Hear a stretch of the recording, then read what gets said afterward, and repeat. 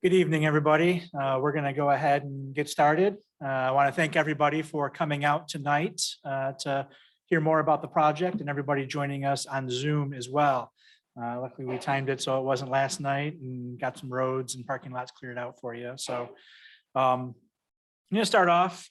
First off, I want to just relay condolences from Supervisor Lesbrun. She's not able to be here tonight, just like a lot of us. She has some illness running through her family and didn't want to be here to spread that. But she did want me to let you know that she's listening in, and all of the comments that are made here tonight, she'll certainly be taking those to heart.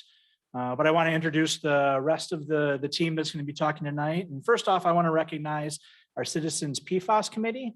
So this was a committee of residents in the affected area, your neighbors that have been helping the township as we work through our process. So right now we have 5 members that are on that. Patty Baldwin, are you here? Patty? No, Patty's not here tonight. Chris White, is Chris here? Chris, thanks for joining us. Chris Nordyke, is Chris here?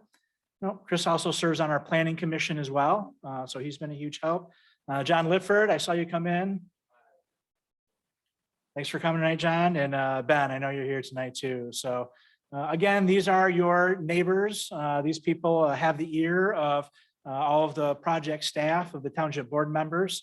And they're somebody that you can talk to about your concerns about the project as well. So you don't necessarily want to make the trek up to Township Hall. You want to talk to somebody you're a little bit more familiar with, feel free to grab one of those people. They've been really good about relaying that information to township officials as well. So my name is Ben Swayze. I am the township manager at Cascade Township. For those of you that might not know exactly how the township form of government works here, we have a 7-member elected board, which includes our supervisor, our clerk, Sue Slater, who is also here tonight, our treasurer, Ken Pierce, and 4 board members. So they're your elected officials, the people that you elect to represent you, and they hire me to run the day-to-day operations of the township. So I serve more as like a chief administrative officer for the township. And then we have a whole host of people that are on our project team. So from the city of Grand Rapids, we have Wayne Jerberg, who is the water system manager. And I apologize, Jeff, I didn't know you were coming tonight, so that was a nice surprise, but we have Jeff McCall, who is the city engineer. And then, so this project is really being run by the city of Grand Rapids. We can talk about how the funding came through, but of course they have the expertise. So the city of Grand Rapids is really the top entity in the project, and all of the contract and all of the funding are going through them. So on Zoom tonight, we have Aaron Asman, who is from the Department of Environment, Great Lakes and Energy, also known as Eagle. And for some of you that have been following this project since the beginning, Aaron should be very familiar to you. He's provided a lot of service to the community and has been a great partner through this project. And then Prine and Newhoff was the engineering firm that was selected to run this project. So from Prine and Newhoff, we have Brian Vilmont right here. Brian has a long history with Cascade Township, actually served as the Cascade Township engineer through Fishbeck back in the day. So tonight we'll be talking about part of this neighborhood that already has water main in it. It was installed back in, I think, 1998, I heard. And Brian was with Fishbeck and was involved in that project way back when. So he's been a great team member. And then Kevin Koster, project engineer from Prine and Newhoff as well. And then we have some of our legal counsel here tonight. So the township has hired special counsel for this project. We have Doug Van Essen from Silver Van Essen. Doug is a subject matter expert when it comes to PFAS and was really integral in all of the work that was done in Northern Kent County with the Wolverine Worldwide process. So we're very happy to have his expertise in on the project. And then on Zoom, we have Chuck Barbary. He serves as part of the regular township legal counsel through Foster Swift. So I want to thank everybody for taking the time to join us tonight, and we're going to go ahead and dive right into it. So a little bit of what our agenda is going to look like tonight. To start off with, myself and Aaron from Eagle are just going to talk a little bit about the current PFAS water project information, the area of potential impact, what our existing public water service looks like in the township, our installation action plan. So we'll take a look at your neighborhood and show kind of piece by piece where we think this is going to happen, our funding sources for this project, and then an overall project timeline. One of the things that we decided to do tonight, second part, is a lot of times we go through this whole presentation and you have to sit and listen to us talk, and then you get an opportunity to ask questions at the end. One of the recommendations Brian had, he's done for several successful meetings like this, is to give you guys an opportunity to express where your concerns are in the beginning of the meeting, so that as we're going through the nuts and bolts of it, we can start to address that. So we'll take a break. We'll write down the concerns that you have, both people that are in attendance and people on Zoom, and we'll make sure that we have an opportunity to address those as we're going through the rest of the presentation. From there, Brian and Kevin, the engineering team, are going to talk about the nuts and bolts of the project. So our water main, where, when, and how our service connections and well abandons are going to happen, what the restoration is going to look like, because this will be an invasive project in your neighborhood, and then project schedule as well. From there, I'll come back up. We'll talk about township policies, what our communication platforms are going to be through both phases of the project. Our legal team is going to talk about the connection requirement for this project, as well as well abandonment and irrigation. And then we're also going to talk about interim water resources as well. So we have some resources for you guys in the interim to make sure you have clean water until the public water comes through your neighborhood. And then at last, we're going to have the City of Grand Rapids talk about their system. So billing, how that works, the water cost and the value of it, and then how the maintenance of the system comes on, because our water system is a City of Grand Rapids system. So there are two different ways that the City of Grand Rapids serves communities outside of Grand Rapids. One, like Cascade Township, we're considered a retail community. So anybody that's on the water or the sewer service from the City of Grand Rapids, you guys get your bills from the City of Grand Rapids. They do all the maintenance. There's also some wholesale communities like Ada Township in East Grand Rapids, where they buy water and sewer capacity from the city, but they do all of their own billing. They do all of their own maintenance. So a little bit different, but we are a retail community. So when you're connected, you'll be a customer of the City of Grand Rapids. And then, of course, we're going to have another opportunity for attendees, both on Zoom and in person, to ask questions. And then after the group questions are done, a lot of you may have questions about your specific property or want to talk to one of us individually. We're going to try to leave about a half hour at the end for you guys to have those one-on-one conversations if you'd like. So, and we were planning on ending at 8 o'clock. Nobody likes 3 or 4 hour meetings. So we'll try to keep it concise and get you guys out of here and back to the rest of your day. So with that, we're going to talk about area of interest. And Aaron, I'm going to turn it over to you for the next 3 slides. And I've got the clicker. So as you need to go to the next slide, just let me know. Yeah, sure thing, Ben. Thanks. Again, Aaron Asman with the State Environmental Department, otherwise known as EGLE. Been the project manager on the Cascade Township Reswell investigation since it started in 2019, and then also been the project manager overseeing the Grand Rapids Airport Pfas investigation since that started in 2017. And so the area that we're referring to tonight, it's commonly called the Burger Goodwood neighborhood, and that can be represented or is represented by the yellow outlined area that generally, north of the 96 M6 exit, west of the Thornapple River, south of 36th Street, and almost entirely east of Thornapple River Drive as well. And so this is the area where my residential well sampling efforts were focused due to the number or the presence of numerous residential drinking water wells.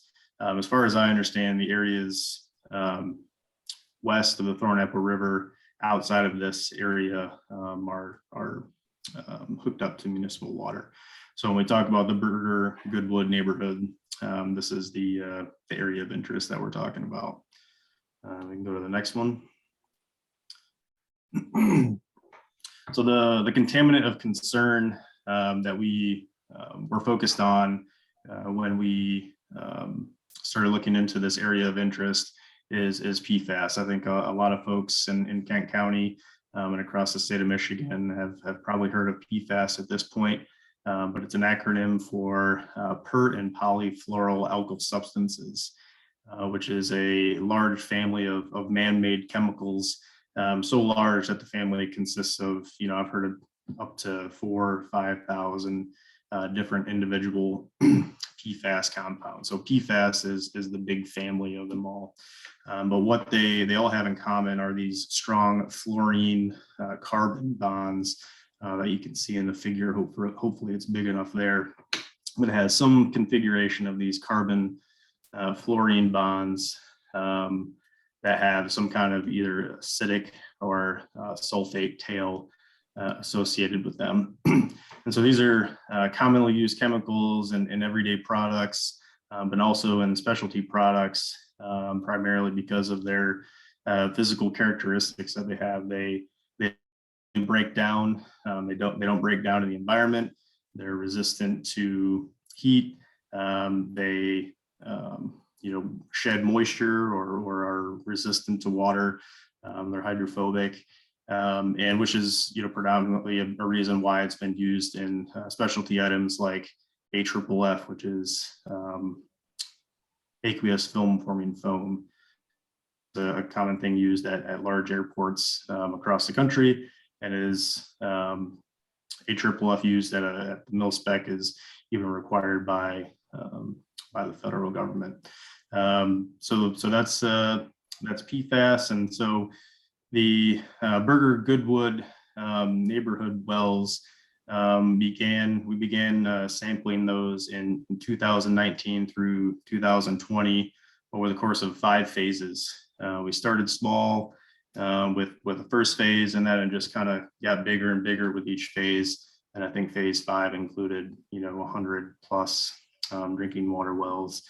But we focused on the Burger Goodwood area because of our knowledge of PFAS contamination nearby. So the oversight that we had of the reports, their on-site PFAS investigation led us to have some interest in these neighborhoods. And so that's how we came into the neighborhood and started sampling wells. So those 5 phases totaled 364 samples. That's how many people voluntarily gave us access to come and collect samples and have that sample analyzed for PFAS. And PFAS was detected in about 60%. It was almost 60 the samples that we collected. And so for context, I mentioned that there were 5,000 or 4,000 PFAS in the whole family, but the analysis that we did analyzed for 18 individual PFAS compounds. So even with only that we were analyzing for, we still found it in 60% of our samples. And of that 364, there were 40 results that eventually exceeded Eagle's drinking water criteria for one of the 7 PFAS compounds that Eagle regulates for drinking water. And so this data was helpful in putting together applications for grant programs that ultimately helped get some funding to try and resolve the contamination that we found. And I included a couple of hyperlinks here. These are links to State of Michigan webpage. So the Grand Rapids Airport and the Cascade Township Reswell projects have individual web pages that have lots of good information about the history and kind of where things are to date. So visit those if you have a chance. Next slide, please. And so I mentioned the Eagle drinking water criteria. So these are the 7 that Eagle currently regulates. And so it has a broad range. The standard is based on the toxicity, I guess, of the compounds. And these standards were promulgated PFOA and PFOS were promulgated in 2020, in August of 2020. And then the other 5 were shortly thereafter, maybe 6 months or a year after. But prior to August of 2020, the criteria was a combined sum of PFOA and PFOS of 70 parts per trillion. And so prior to the change in drinking water criteria, the results that we had in all the residential drinking water results, there were none above the 70 parts per trillion. But when the criteria changed to 8 parts per trillion for PFOA and 16 for PFOS, that's where we suddenly had 40 results that exceeded Eagle's drinking water criteria. Next slide.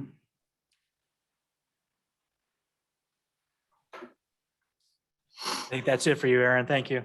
All right, you're welcome. So I'm now going to just talk a little bit about our system and the project. So the map that you're seeing on the screen right now is our existing water service area. So in our contract with the city of Grand Rapids, we have to define the areas in our township that have access to public water service. Now, this doesn't necessarily mean that there's water service in these areas, because as you can see, your neighborhood appears in here, and obviously part of your area does not have water service yet. But this is essentially, without going through a amendment process, the areas where the township can extend water services. And each one of the customer communities with the city of Grand Rapids has a similar type map. Some of them encompass their whole communities. Some of them, like in Cascade Township, only encompass part of the community. When looking at our map, there are a couple neighborhoods to the west of the river that don't have completely filled in water services, such as your neighborhood.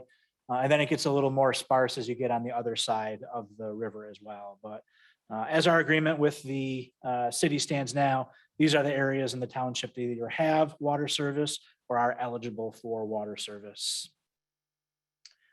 So then that brings us to our installation action plan for the water service coming into the Berger Goodwood neighborhood. And this map is a little bit busy, so I'll take some time to explain each one of the parts.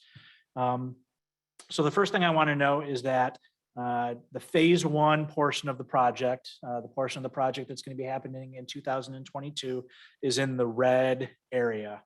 So in that red area, you have a couple different items. All of the parcels that are shaded red in the red area, those are the parcels that will be getting new water main in front of their houses. So there isn't currently any water main there. And the way that was decided was in phase 1 of the project, when we applied for our grant funding, we wanted to make sure that all 40 of the houses that tested above the current Pfas thresholds were connected in phase 1 of that project. And the way that those are identified, those parcels are identified, are the red dots on the map. So any parcel that has a red dot was tested by Eagle, and they are above one of those 7 thresholds that Aaron talked about on the previous slide. So the second part of the project that's included in phase 1 is the connection of all of the houses that are currently on water main but aren't connected. So you'll see in there's blue lines where all of the new water main is being installed. So there is a dark black line where there currently is water main. And along that black line, there's 2 different shaded parcels. You have purple shaded parcels and you have yellow shaded parcels. The purple parcels are currently connected to the system, and the yellow shaded parcels will be the ones that will be connected to the system as part of phase 1 of the project as well. And then when Brendan Newhoff gets up and talks, they can talk about how that process will work. So the rest of the map is shaded blue, and that is what we are calling phase 2 of the project. So that does involve some residents that tested detect for PFAS or a PFAS compound, but was not above the threshold. And then the green dot, those are represented by yellow dots. And then the green dots are homes that are tested, and currently the wells do not test positive for PFAS. But when we have Mr. Van Essen stand up and talk about the connection process, he can talk about how rapidly that can change as well. So again, the area in the red, both the new water main and the connection to the existing water main is planned for 2022. And then the connection of all of the blue shaded parcels considered phase 2 is anticipated to take place in 2023.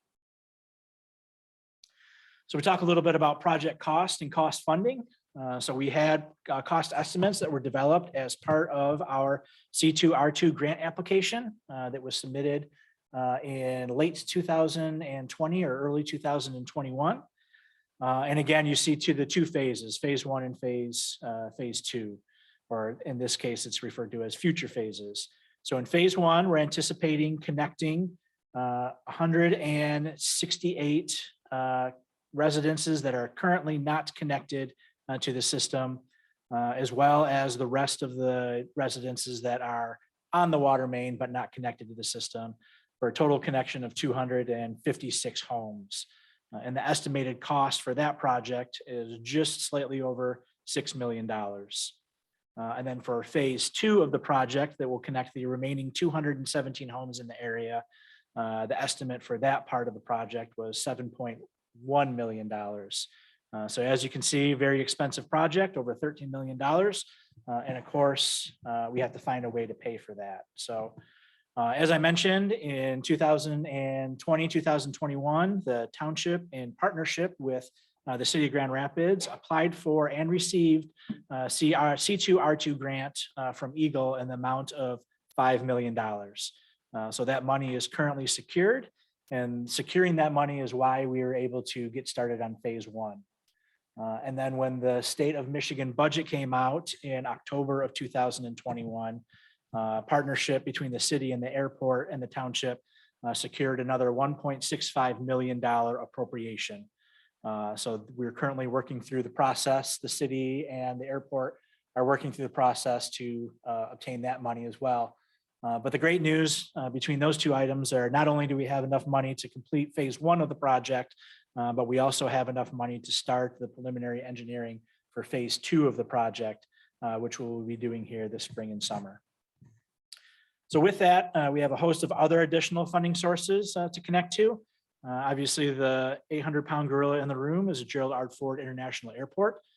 So Eagle has determined that they are the source of the contamination, and they, in partnership with the Attorney General's office, are currently working through the process on how to hold the airport accountable for that. But in the meantime, there is a whole host of other funding that's out there. Of course, it's never a good time to be dealing with the water contamination problem, but the good news is that there are a lot of funding sources that weren't available to us a couple of years ago. So the first one is the American Recovery Act funds. So there are billions upon billions of dollars of funds that have been allocated to through the federal government, to the state government, and to the local government, specifically Kent County. So we're hoping to be able to tap into those funds. And then the heels out of that was the approval of the federal infrastructure bill, and another trillions of dollars of infrastructure funds are available through that. Us, the city of Grand Rapids, the airport are watching those every day to figure out when they're going to decide how to disseminate those funds. And as soon as they tell us how to apply for them, we'll be in a line to apply for those funds. In the meantime, we have identified interim funding as well. So through our partnership with the city of Grand Rapids, we have access to what's called system funding, which basically means that the water and sewer system can pay the costs for the extension of the water main. So we're able to tap into that for what we're calling interim funding right now until that long-term funding, whether it's through grants or through the Gerald R. Ford International Airport comes through. But it's important to note that this project is designed with no upfront cost to the homeowner. So nobody in the system is going to be paying for the water main to go in the front of their house. Nobody's going to be paying for connection. Nobody's going to be paying for the plumbing to get into their house. Nobody's going to be paying for the abandonment of the well. So everybody that's included as part of this project, the first cost that you will see will be the first water bill that you get from the city of Grand Rapids. And Wayne can talk about what that might look like when we get to that portion. And just want to know that the average value for this connection, when you put in all those costs, the front footage cost, the connection charge, the private plumbing, so on and so forth, is about a $20,000 value, in some cases close to $30,000 value for each one of the homeowners. So it is a great value for you as a homeowner, did not have to pay that amount to get connected to the system.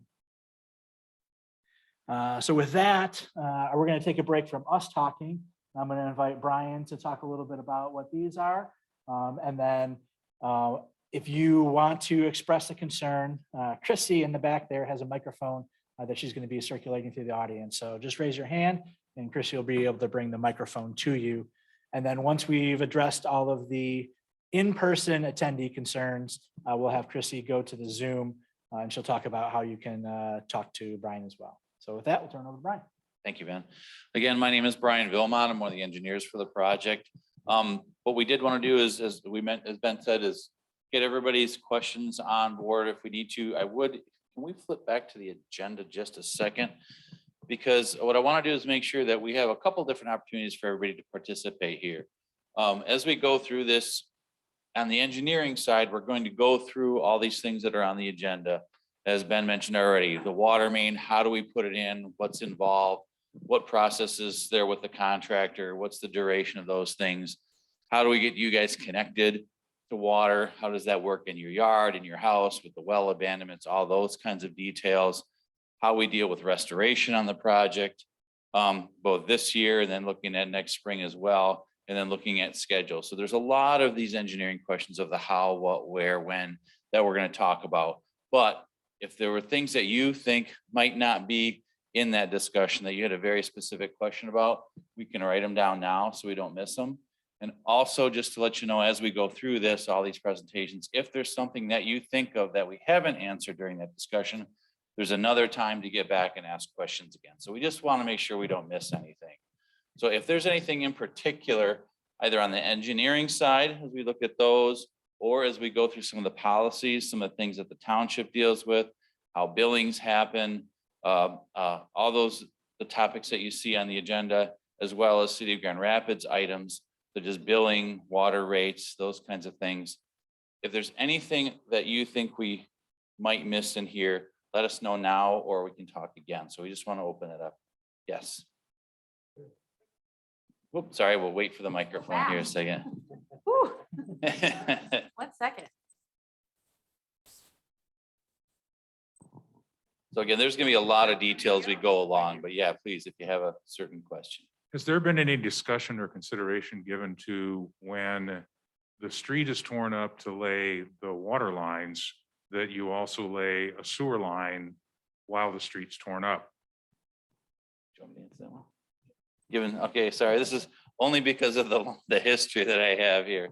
The short answer is no.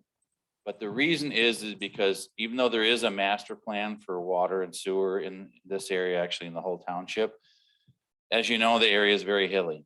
And this area takes a lot of infrastructure to deal with sanitary sewer, which means not only are there sewer pipes, there's a lot of lift stations that have to go in. So it's a fairly expensive system. And we haven't really seen, I don't think in recent history even, any issues with a lot of septic failures in there. So there's not a health concern that would be driving that. And because of the extent of the lift stations that would have to go in and how much infrastructure to get sewer service, it's very, very expensive and would require that we really completely rip up the streets, because typically sanitary sewer runs down the middle of the streets, which requires basically reconstruction of all the streets. So it's a very expensive endeavor. And without a major set of failures on the septic side or a health concern, it's not something we just want to do just because we happen to be there. Which leads me to a little quick of a point that I'll make, because the water mains, everybody says, well, you're putting in water mains. Well, most of these water mains will be off to the side of the road, so we won't disrupt much of the pavement except where we have to cross at intersections. And we'll get into that detail a little more. So thank you, good question. Yes. So I'm going to write that. I'm going to write this right here, right now. No sewer currently planned. Whoops. And even if you can't read this, we'll keep these notes and this stuff will be posted after the meeting as well. Yes, There are a number of, excuse me, there's a number of houses on the west side of Thornapple River Drive that are in front of an existing main, but not highlighted on your map for the plan. Are those included in phase one or phase two? I believe those are, correct me if I'm wrong, Ben, but Yeah. yes. Yeah, so that was actually identified by Aaron as we were preparing for this meeting, that there were some areas that were on Main that were part of the investigation area that weren't included. So we'll be updating the maps. But yes, those houses on the west side of Thornapple River Drive will be included. Okay. Hey, Ben, can I make a note to some of the Zoom people? I see a lot of people on Zoom who are doing Q&A and chat and all kinds of things. I'm running around the room, so if you could raise your hand, and then during the Zoom portion, we'll get to your question, because otherwise I'll just be reading all day. But we will get to you. So just wanted to make that clear to my Zoom folks. Does anyone else have a question? Not with engineering or anything, but go back to the very start of this. Everyone's talking about this Pfas. And you show the numbers, but EPA adopted from the ACGIH the 70 parts per trillion of the combined PFOAs and S's. Where did the 8 parts per trillion come in? 12% of what the government says is a very safe limit. That's gonna be an Aaron question. Yeah, yep. Hopefully I can articulate it well enough. So the 70 parts per trillion, it was originally an EPA number, and the state of Michigan adopted it as its criteria very early on, when PFAS kind of came to light across the state of Michigan, really starting in 2016, 2017. With some military bases, and then Wolverine Worldwide up in Rockford. So we adopted the 70 parts per trillion, and then over the course of a year plus or so, the state employed, or they utilized a committee of scientists essentially to develop its own criteria based on a number of factors. And those were the numbers that they came up with. So the committee developed these numbers, and then subsequently those numbers were adopted through legislation by the state of Michigan. So I think the EPA is probably looking at their 70 parts per trillion number, but it was really something that EPA, they're kind of behind us. And so we kind of took it upon ourselves as the state to develop our own criteria. The ACGIH, the American Congress of Government Industrial Hygienists, is charged with roughly 900 different compounds, in fact, families of. 4 years, 9 months is what it took to come up with the 70 parts per trillion, the study just for PFAS. And you're sitting here telling me that they're overstating it by roughly 88% based on a 1-year sampling in Michigan. I'm not saying it's not necessary. What I'm saying is I think you're throwing numbers out there just trying to scare people. I wouldn't say it's meant to scare anybody, but I mean, there certainly isn't a consensus on what the appropriate number is. If you look at other states, they've also developed their own drinking water criteria for PFAS compounds. And they're not all the same. So it really goes into the model or I guess the math that they use, that considers factors like, is it protective of a fetus, of a pregnant person kind of thing, for, breastfeeding, or for someone who's young or old, that kind of thing. So it's really the formula or the model that they use, why the because numbers come up, but in reality, I mean, the numbers that we're talking about are are so small. So the difference really between 70 parts per trillion and 8 parts per trillion, I mean, it's kind of cutting hairs even at that point. Parts per trillion is drops in a swimming pool.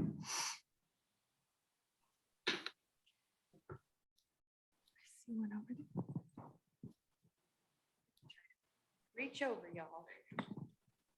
So I'm one of the 40, and I came to the first meeting and we were given options to either have some tanks installed in our homes or to have water delivered. We decided, my wife and I, to have water delivered. And that was several months ago. When is that going to start? It didn't seem like it needed to be waiting 3 months. Okay, and nobody's called us, okay, about this. And that's why I'm here tonight. Okay, thank you. Yeah, yep, thank you. So the filter process itself took a lot longer than we had anticipated. So those filters are actually being installed in January, and I'm sure there's people here that had them installed or had them scheduled. So the next phase is the bottled water service. We have a slide to talk about tonight, but we have information for every resident that Eagle tested that had a detection.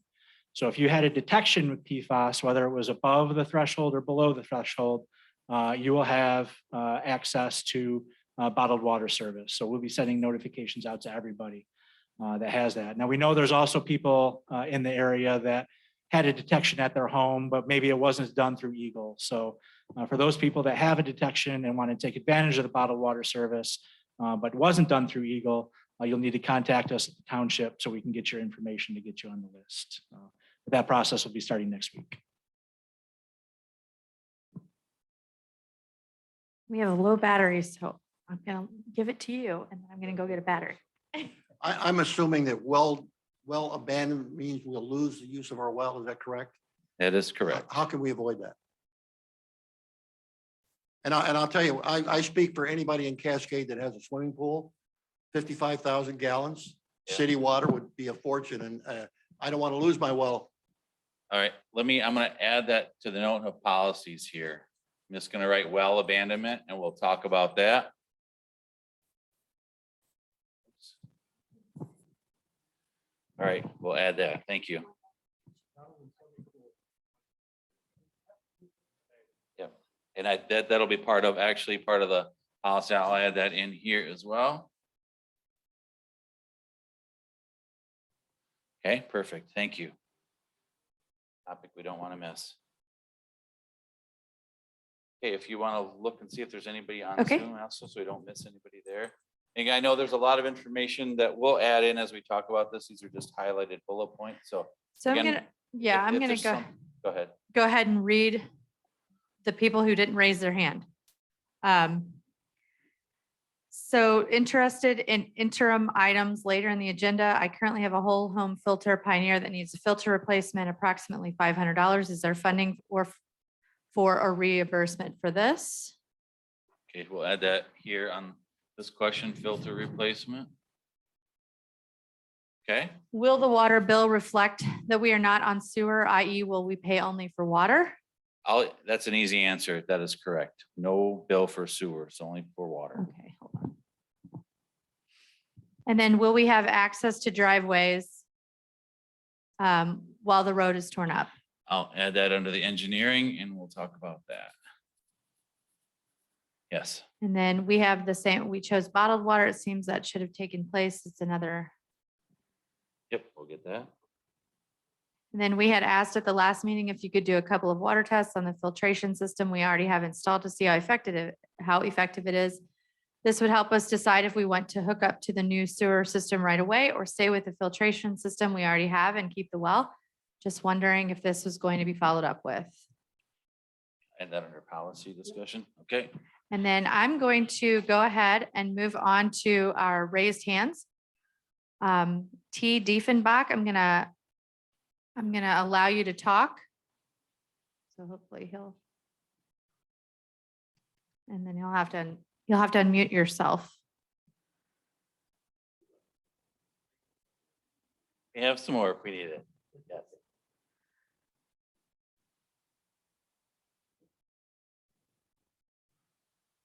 I don't know.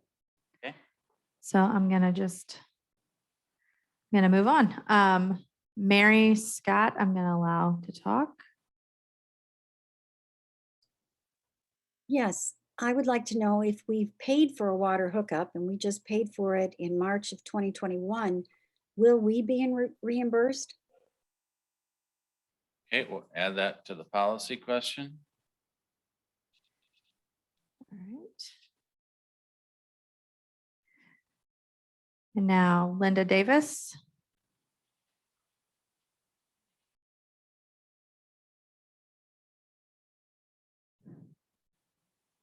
Linda Davis. Right there. Can you hear me? Yes. Oh, my question is about using well water for irrigation. I saw on page 2 that there was a reference to if your water tested negative, that you could apply for an exemption to use your water for your well water for irrigation in your yard. And I would like more details on that, how often it would have to be tested, who pays for it, and the procedures of that, please. Thank you. Okay, yep, we have that under policies. Thank you. Good question. And then we have John Durrell.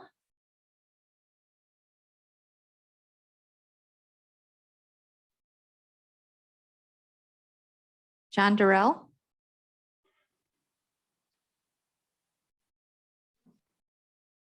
Hello, I'm sorry. Can you hear me? Yes.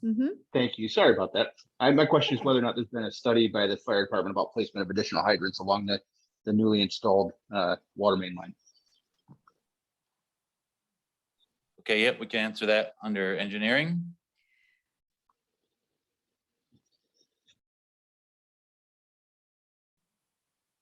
All right. So I think, do you want to take more from there or are we? Are you all set? I want to, if you're on the roll with this, with the folks online, we'll Well, do those and then we'll come back. There's another Q&A. Hold on. Okay, if you hook up to the new water system, can you still keep the well open to water the lawns, et cetera? Or is this a question of contamination? Yep, you've got that under irrigation already. Okay. So once again, if you are participating via Zoom, please raise your hand. Once you raise your hand or dial *9, I will ask to unmute and then you'll unmute yourself and then you'll be able to talk and I'll lower your hand. Is there anyone else on Zoom? I know we had one more. We have one there, more center over of the here. group. Okay. Then we'll get going on at least the engineering presentation side to answer as much of those as we can. So we're in phase 2. There's people in phase 2 that are located, that are non-detect.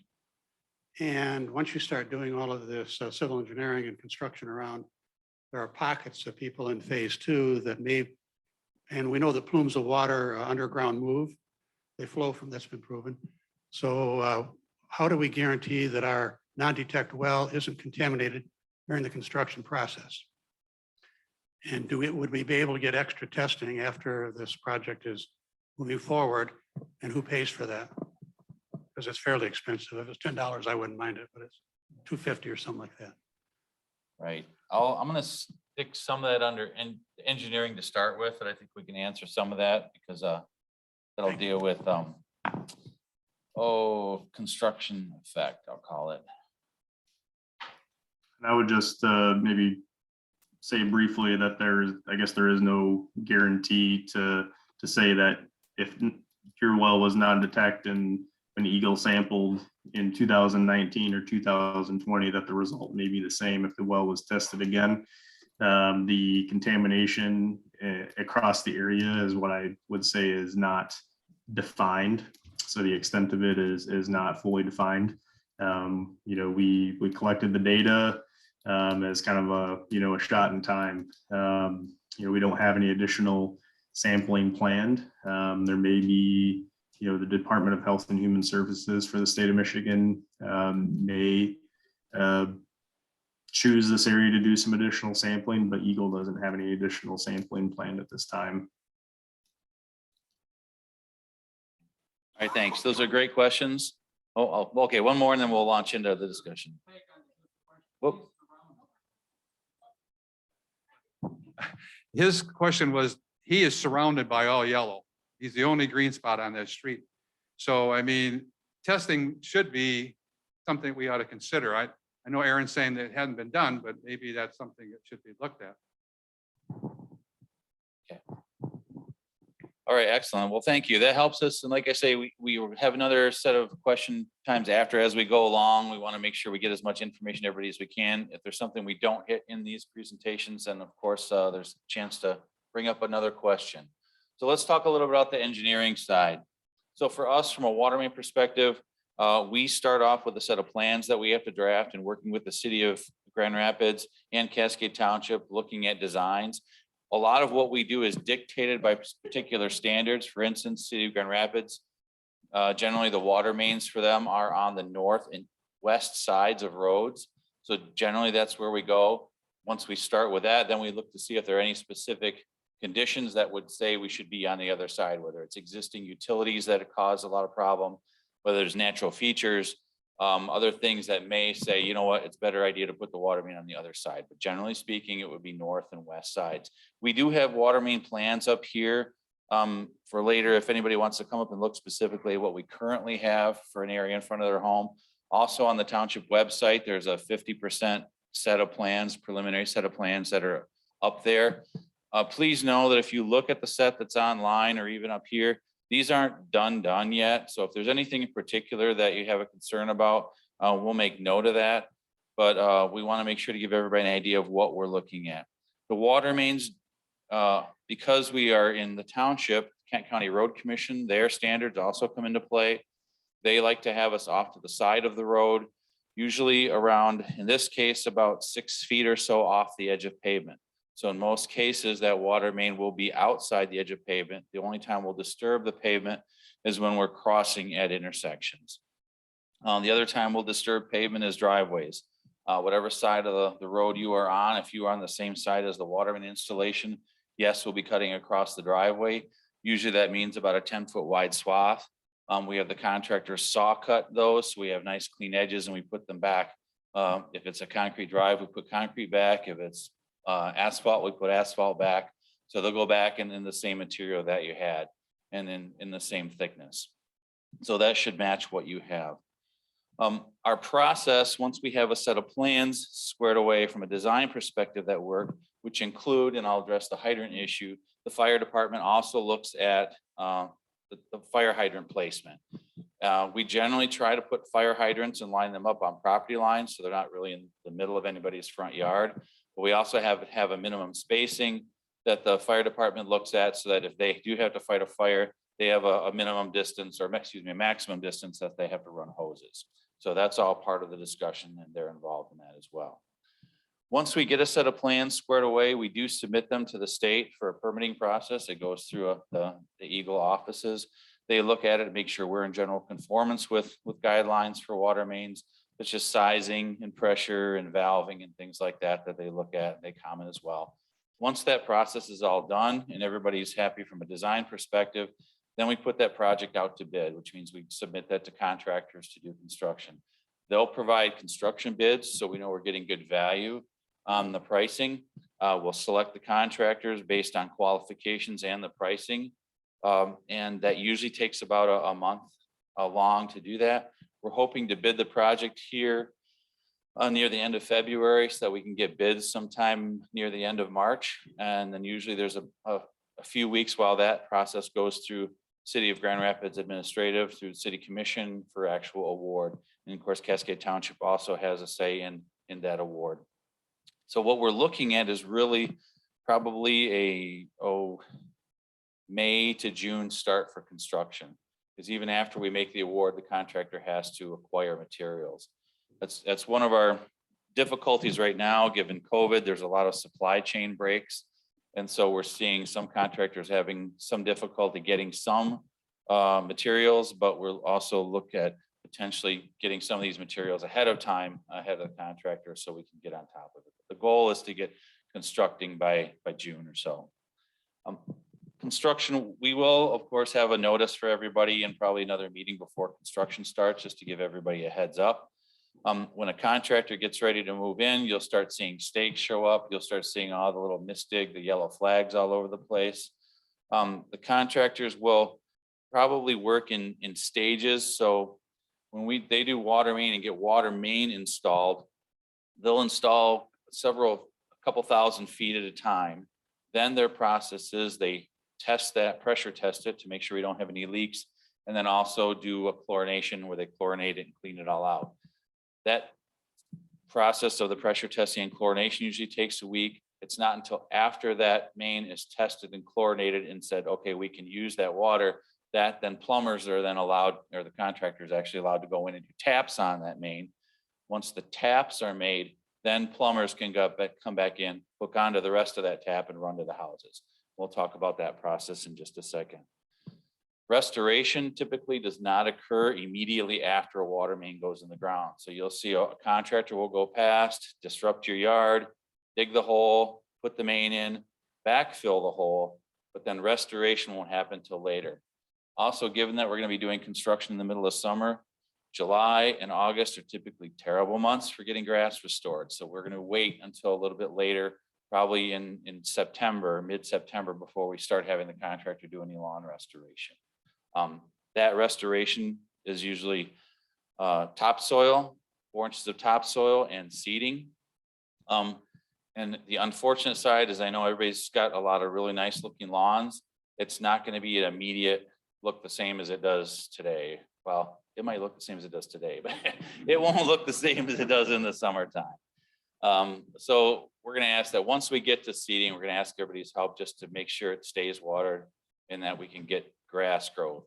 Again, we're going to try to set ourselves up for as much success as we can and do it later in the fall. But again, if we need to, we come back in the spring and make sure we get things squared away. So it's try to get the restoration as tight as we can. Yeah, we know. So that's another good question. A lot of people in the area have underground sprinkling. There's dog fences to worry about. So we're going to ask everybody ahead of time as the contractors moving along, mark those things so they know where they are.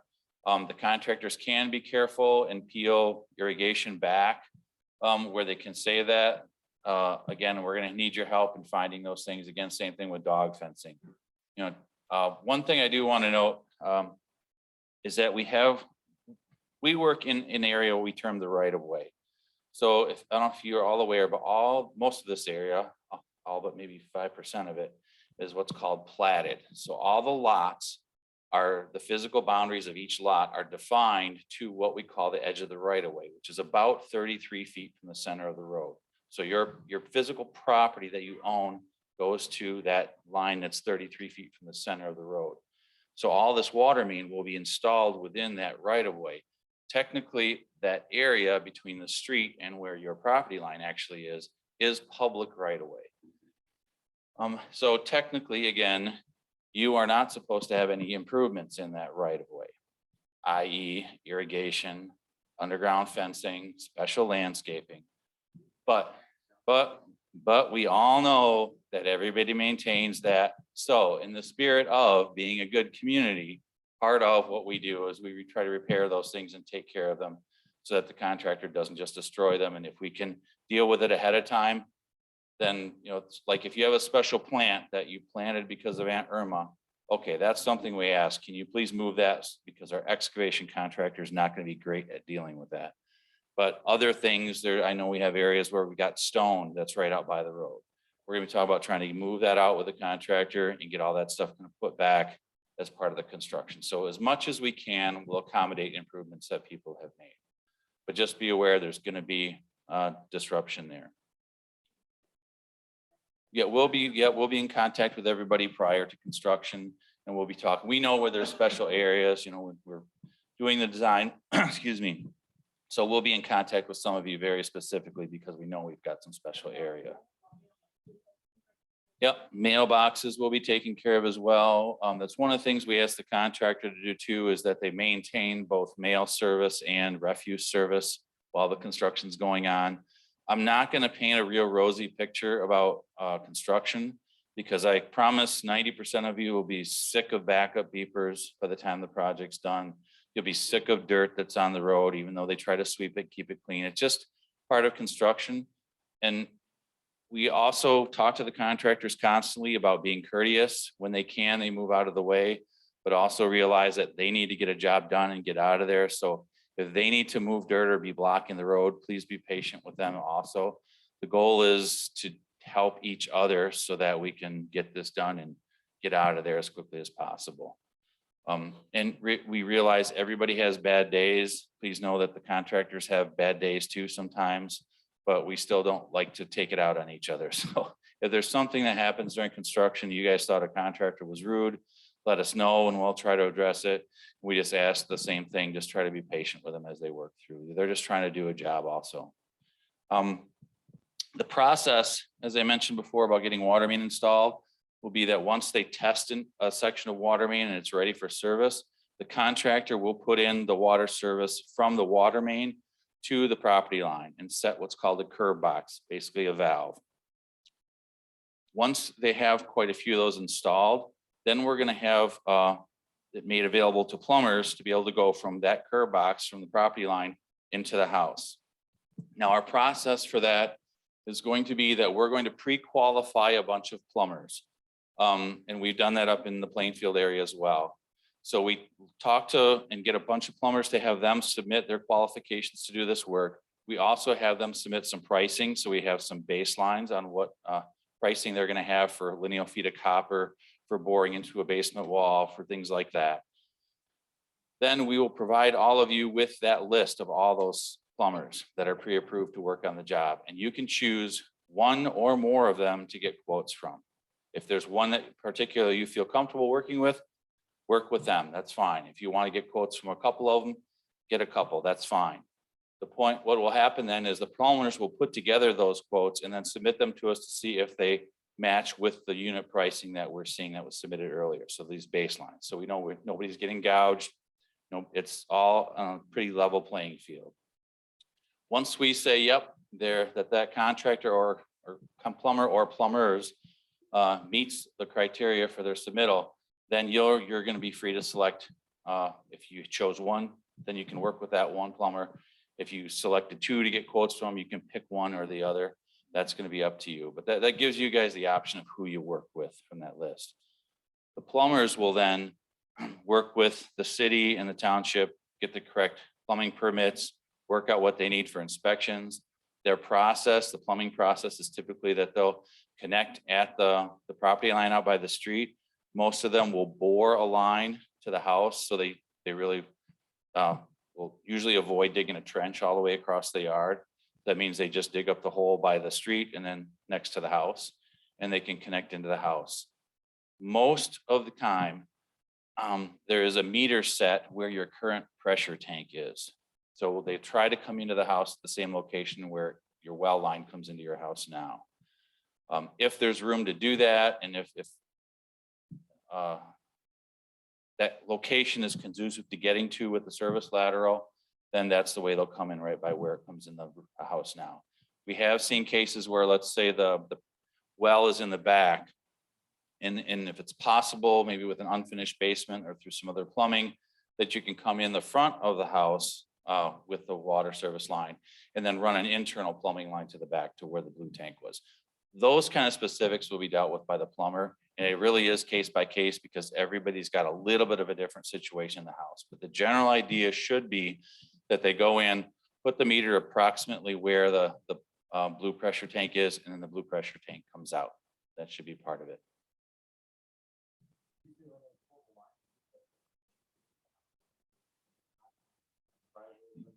Yeah, generally speaking, when those lines get installed by the plumber, most of the plumbers now are working with the directional drill machine. So they, in essence, set a drill rig out by the street, poke a line, a pipe towards the house. They can bore a hole through the foundation, and then they'll take the roll of copper that they'll use for that plumbing service line into the house, hook it on to the end of their line that they've pushed from the drill rig, and pull that copper back towards the street. So it's really all one piece, generally speaking. And it's a pretty good process.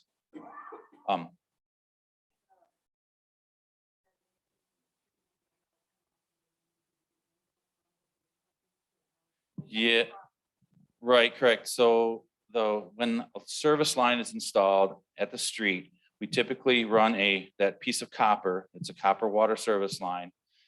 It's perpendicular to the water main. So then it hits that. We also coordinate with the plumbers. We've also looked at all the well logs, where everybody's wells are. We try to line those up with wells, avoid septic tanks. If you've got a septic tank in the front yard, it'd be good to let us know, because then that starts to dictate where we are. We have most of the records, or we have all the records that the Kent County Health Department has on septic tanks, but they don't have all of them necessarily. So again, if it's easy enough to tell us if you've got something in the front yard, let us know. Then the plumbers then are again also responsible for the restoration in the house if there's something that needs to be done or modified. All that is part of the plumbing quote. So that gets taken care of there. We like to try to keep our prime contractor, the one installing the water main, in the right of way. That's what they're best at. Plumbing quote. Probably referenced somewhere in materials at a time. This was included in the package, but this is the homeowner's responsibility, that plumbing hookup. No, so that plumbing, so we'll provide that list of plumbers that you guys can pick from. You work with one or as many of those plumbers as you want to get quotes from. They submit the quote to us, and if we approve that, payment for that will be done through the project. Yep, sorry, I didn't say that earlier, I apologize. Yep, so the idea being that, yes, all those costs that are required for that connection are taken care of by the project. Yep. Yes. What's that? Go ahead.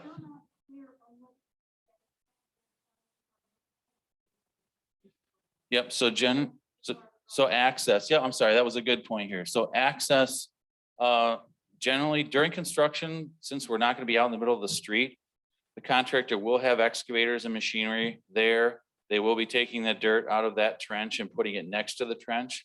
But our idea is we always try to maintain at least one lane of access through. One for emergency vehicles to get through if they need to, and two, so you guys can get through on a daily basis. Your driveways, if we cross a driveway, when they're crossing, so when they're laying that chunk of pipe, there will be a hole there and you won't be able to cross during that period. But generally, they can get a piece of pipe done in less than an hour. So usually when a hole is dug and they get a piece of pipe in and then they backfill, they'll at least backfill up to level so that you can get back across. So as a contractor is working as part of the process, we work with the contractor and we start knocking on doors ahead of time just to remind people, hey, tomorrow we're going to be up in this area. So if you need to pop your car on the street or park at a neighbor across the street, if you're worried about getting out at a very specific time. So we try to work with everybody on that. Hi, I'm hearing complaints from Zoom that I can't get to everyone fast enough. So are we still doing public comment, or do you want me to run to everybody, or how do you want to, they can't hear the audience questions? Oh, yeah, that's why I'll try to repeat the Sure, audience okay. question. Sorry All right, about that. I'll thanks. take care of that by repeating the audience. Yes.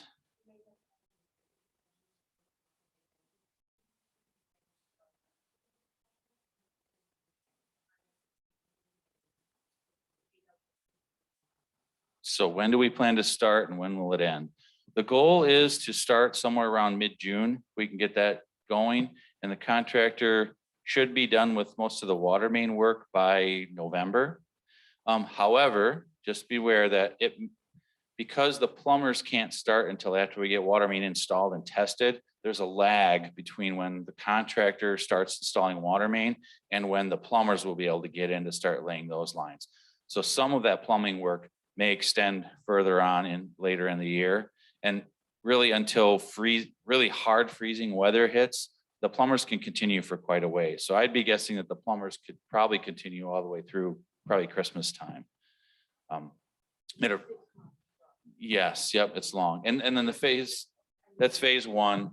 Phase two, which I'm glad, thank you for saying that. So phase two would start, because we're doing that design now, would start again next April as soon as weather allows, and then go through the middle of summer or through the probably into fall again. Yep, it's a lot of water main to put in.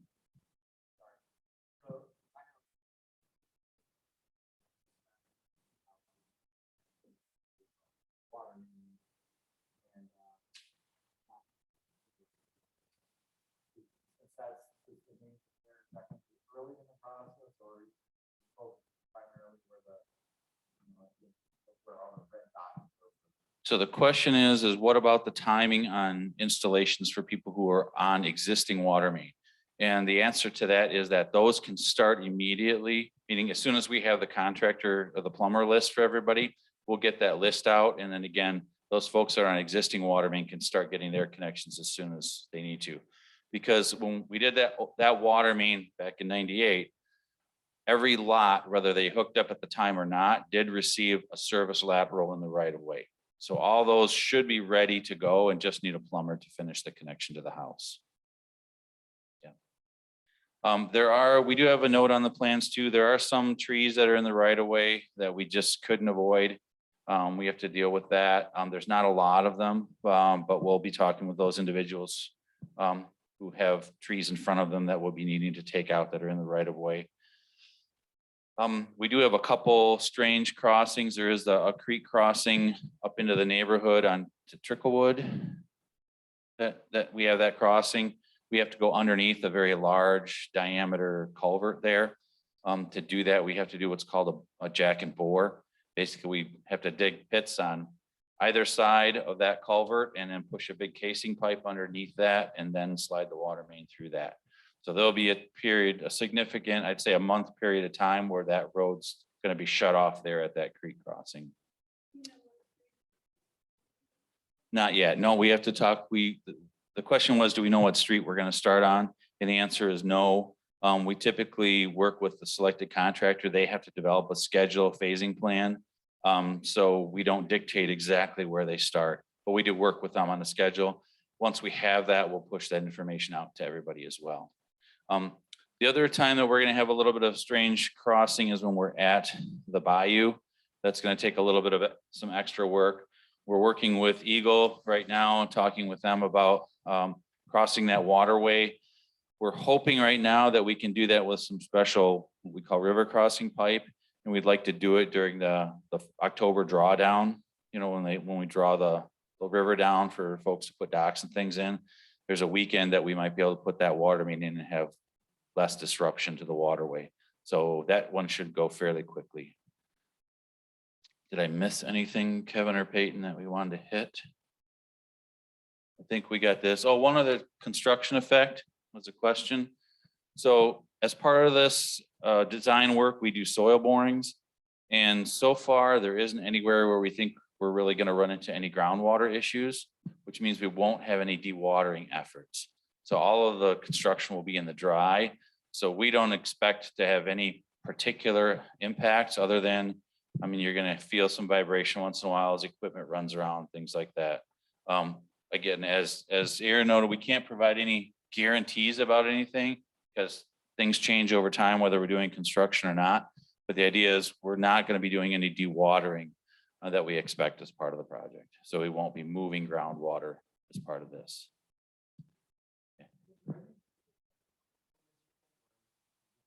We will, the question was, have we addressed the well abandonments yet? And the answer is, I'll address part of it right now, the physical part of the well abandonment. So as part of the project, once the house is connected and the well can be abandoned, the project will also pay for and deal with the well abandonment. And that process is that a certified well driller comes in, they would pull all the piping that goes down to the well pump. Your well is made up of a exterior casing that you see the top of, and then inside that is a drop pipe that runs down to the pump. That gets pulled out along with the pump and wiring. That whole casing then gets filled with a big clay slurry or a cement grout, one of the two. And then that casing is typically cut off a foot below ground and capped. So when it's all said and done, that well in effect for you goes away. It's plugged and sealed. The reason we use certified well drillers is they have to then submit a well closure certification through what's called Well Logic on the state website, and they certify that as properly closed. So that's a proper abandonment of a well. That will be a policy. How do we go about keeping the well was the question, and that's going to be a policy discussion here in a second. Any other questions about the engineering side of things? Yes. Good. The question is, how deep is the main? So typically water main will get installed with 5 feet of cover. And that prevents freezing, and the service lines are also installed at that depth.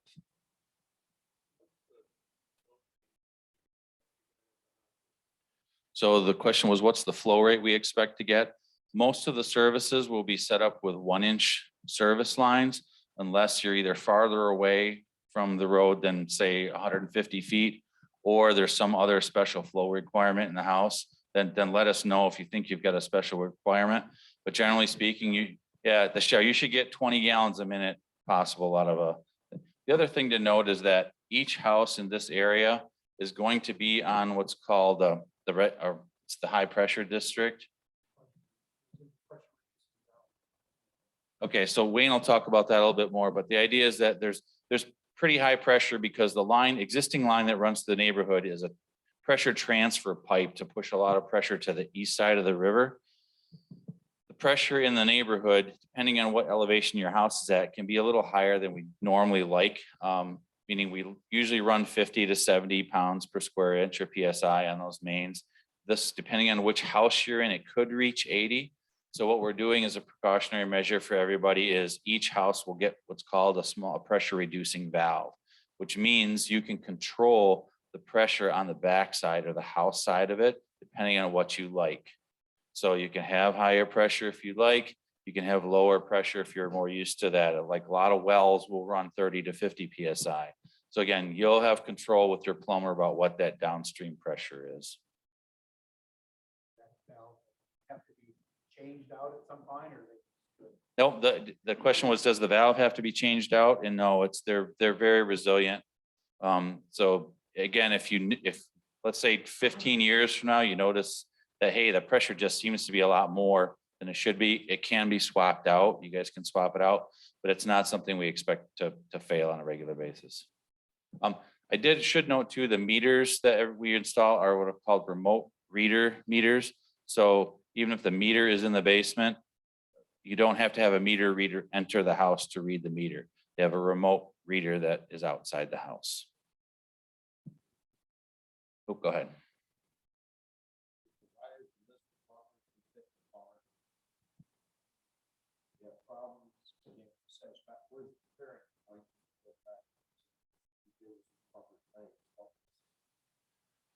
So the question was, we provide the plumbing list. If for some reason you have a problem with that plumber, what's the process? So the idea is, if you do have a problem with the plumber, let us know.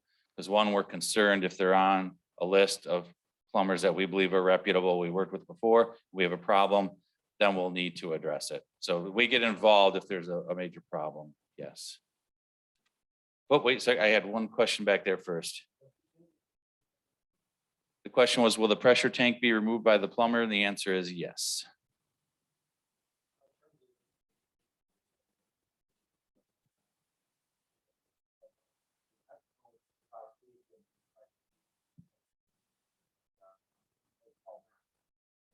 So the question is, and if there's a communication issue with plumbers, what happens? And the answer is, yeah, again, we're going to select a list and we make it very clear to these plumbers that they have to be responsive. There's a certain code of conduct we expect out of them, a certain method of doing business. So we hold them to a standard, and that's why they're going to be on that list. If they fail to keep that standard, granted, it's a little subjective standard, but if they fail to be there, well, then they'll be off the list. And we aren't forced to use them. Again, we're trying to build a list of plumbers that know how to do this, have experience with it, and have a good reputation. So to the best of our ability, we select folks that we shouldn't have issues with. All right, is that all the engineering stuff? Sorry, probably took a little longer than I thought. Thank you. So I think we're going to go a little bit out of order here. There's a lot of questions about the connection requirement and well abandonment and possibly keeping wells for irrigation. So we're going to turn it over to Doug Van Essen, our Township Special Legal Counsel, to talk a little bit more about that. You can tell the engineer was in charge of categorizing the questions. You notice something odd? There was nothing over here for the lawyer to do. He's going to hog it up.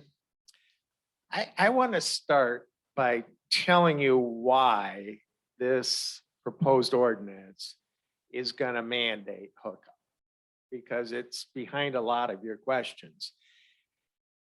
Cascade historically has had an optional hookup ordinance. So municipal water comes through, you can choose whether or not you want to hook up.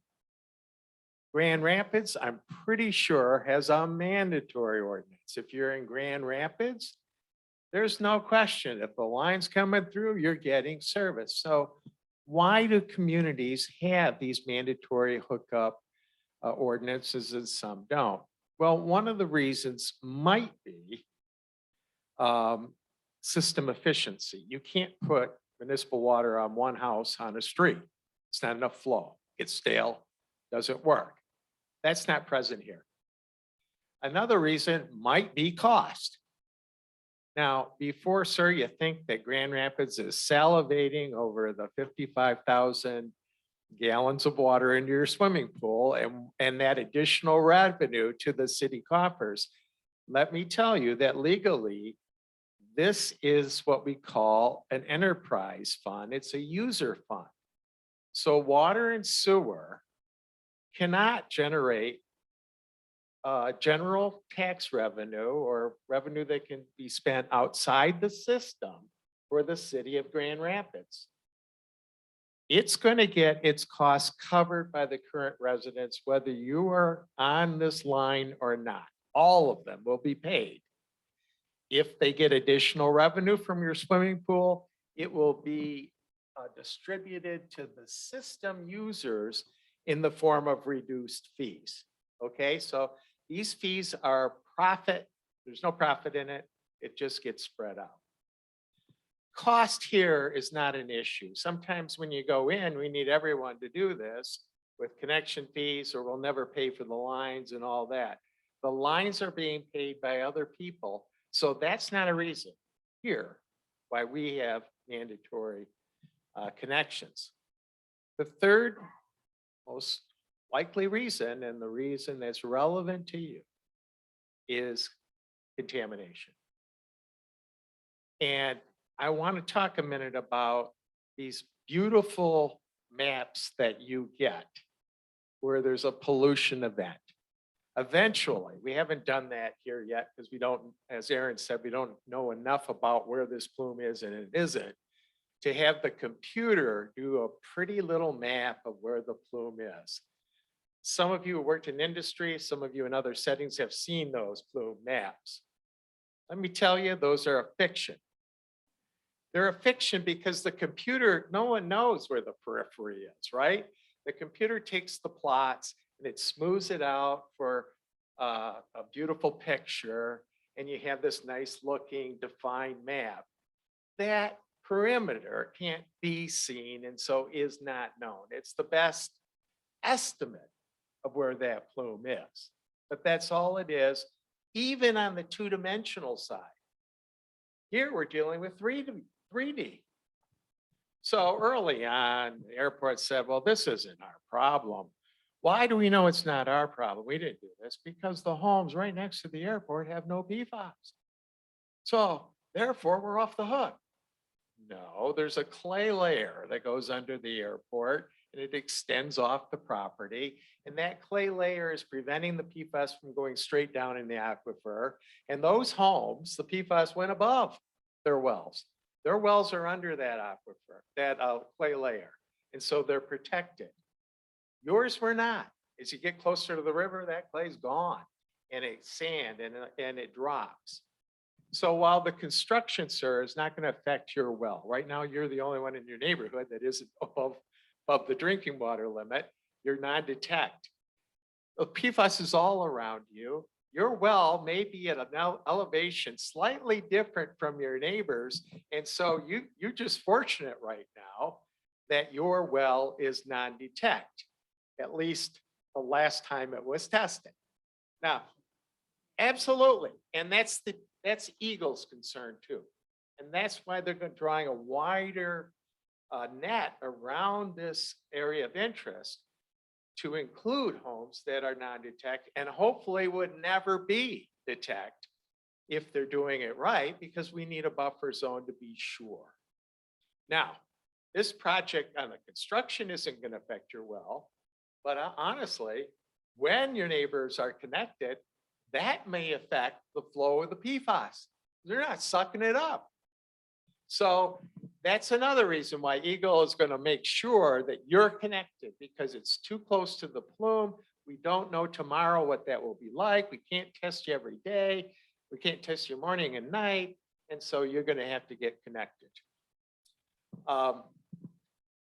In the buffer zone. And so if you have PFAS at all in your well, you're never going to be given one of these exceptions that we talked about to use your water for sprinkling or for your swimming pool. Eagle can't tolerate that because while we all thought in the industry that there was no problem with PCBs and PBB and PFAS originally, over time in our industrial society, we learned that some of these compounds are dangerous. No one in this project, including Aaron, is responsible for setting the limits. We have to rely on scientists to say PFAS, which does not break down. It's a weird chemical in that it never breaks down. I think you can burn it under really high conditions, but otherwise it never breaks down at all. And that's why we've learned over time we can't have these chemicals because they are dangerous. Now, it has a body like in your body, it will actually be expelled in about 3.5 years. So if you take it in, it has a half-life, I'm sorry, of 3.5 years. Okay. So over time, if you get no more new PFAS, your body count will go down, which is good news. But EEQ and Eagle have determined, and the scientists have determined, that we cannot allow this chemical to be used anymore and to infiltrate areas of the soils and aquifer where it isn't now. So unfortunately, if you have PFAS, sure, we're going to cure that problem with the well or the municipal water hookup, but you're also going to be precluded from using that well for any other purpose because it's spreading the PFAS on your soils, on your surface, and in the soils underneath your property. If you were allowed to do that, you would have to disclose it whenever you sell your house, because it would be a condition that could cause someone to sue you for fraud if you didn't tell them that, because it's a hazard. So, and then that impacts the community, the stigma in the community that you have this area of Love Canal, otherwise called Trout Creek, or this neighborhood, and suddenly you find out some people don't, there's just these terrible rumors. Yes, sir, you have a question?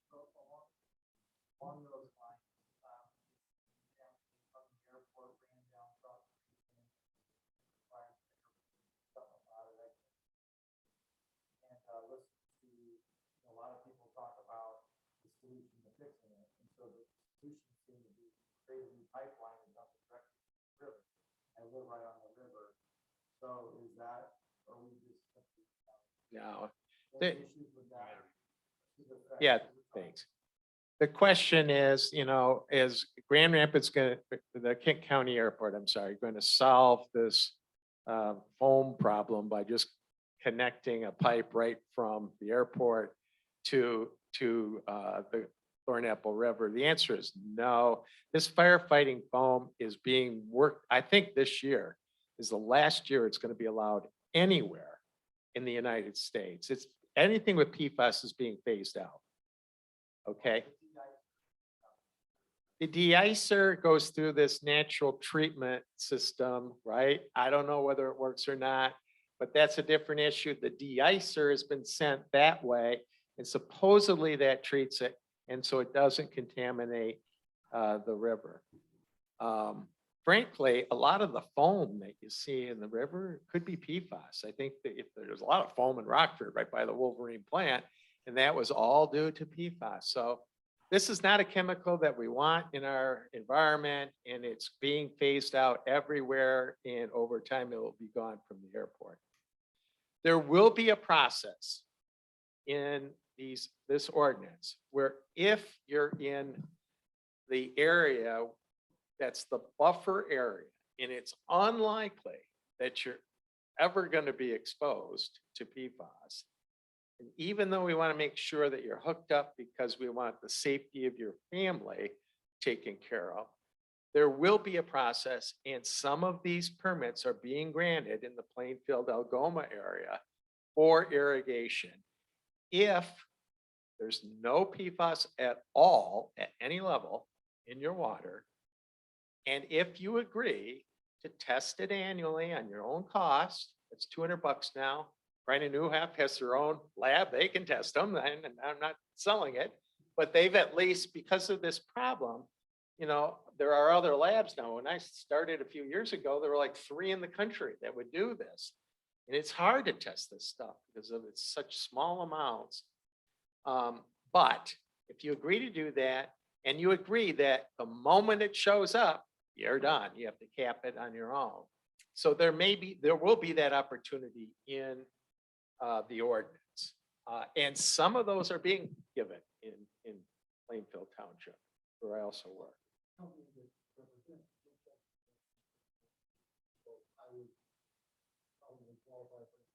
Perhaps. It depends on the fiction of where we think the plume is, how close. I mean, if you're the only one on your street, like this gentleman that's non-detect, Eagle's going to say, no, it's too risky.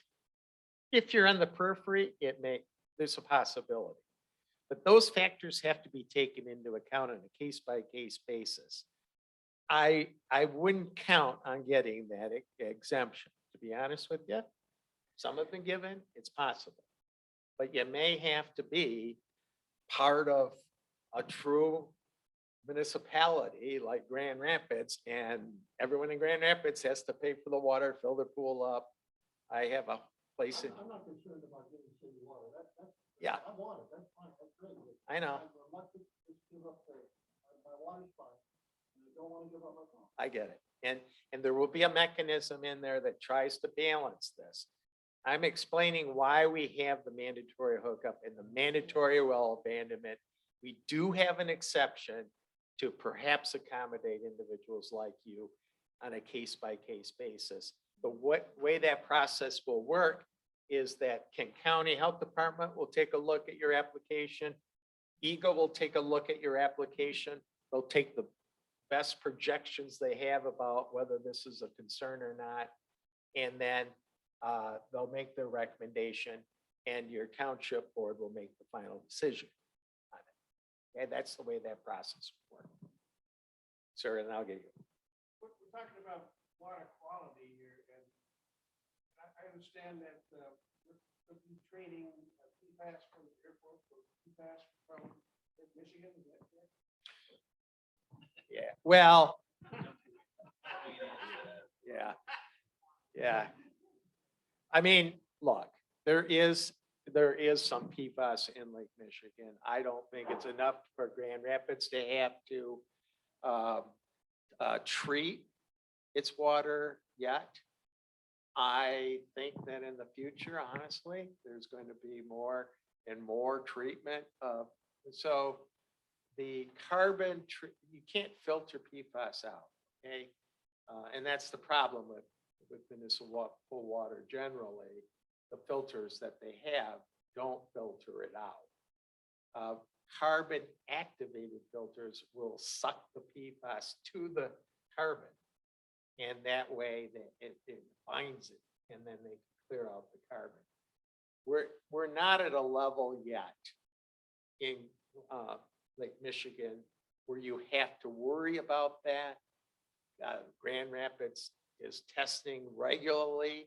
If you get to that level, then, you know, undoubtedly Grand Rapids will have to filter it out. But one of the benefits of having municipal water is that they're testing all the time for a bunch of chemicals. And the reality is it's PFAS today, you don't know what you're drinking, right? With well water. This is a known, tested, scientifically probed water product that will have the latest purification structure in place so that if there is a problem like that, it gets fixed.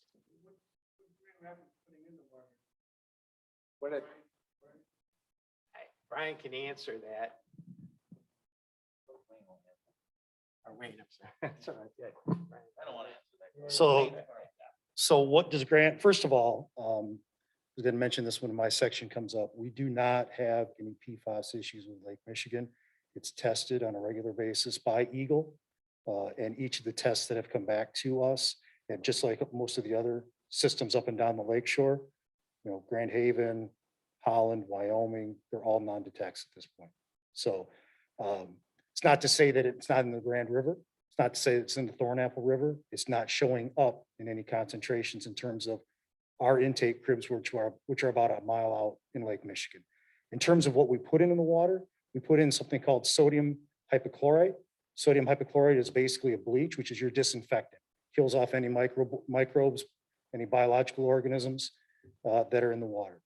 We are required to add what's called a phosphate, a blended orthophosphate. This is required for corrosion control purposes so that the copper service lines that you'll have, you're not leaching copper into the water, okay, that you're ingesting it.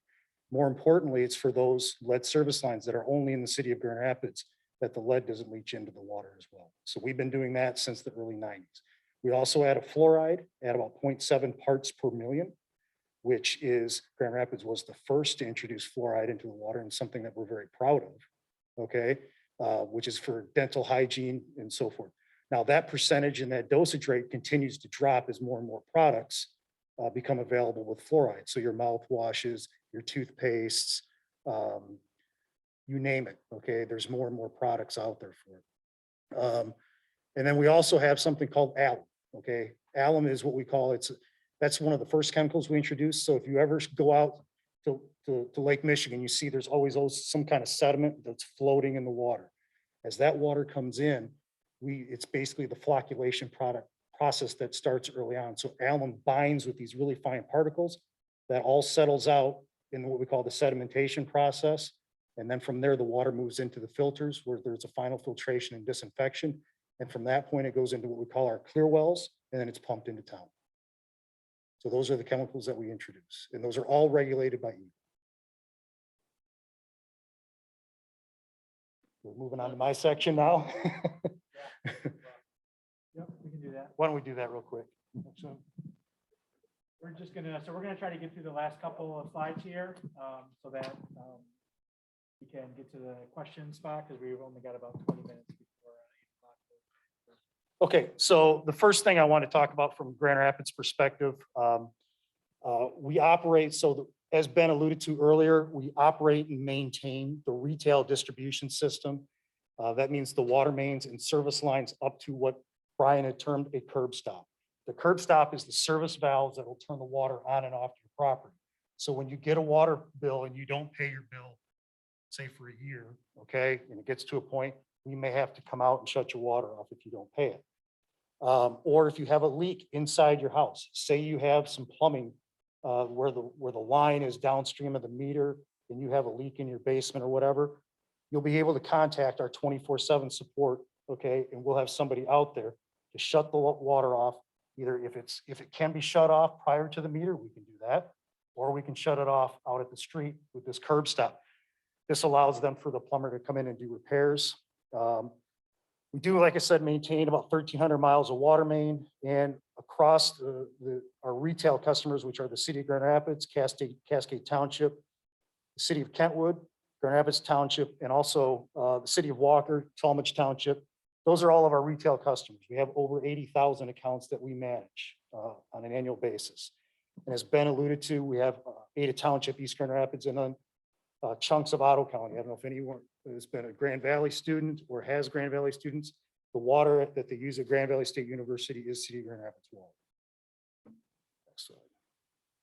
So water source and testing. I think it covered the PFAS side of it, being non-detect. Our source water is Lake Michigan, very, very stable water source. Could go back in the history banks. City of Grand Rapids has been a retail water system since 1875. Originally started with water from the Grand River.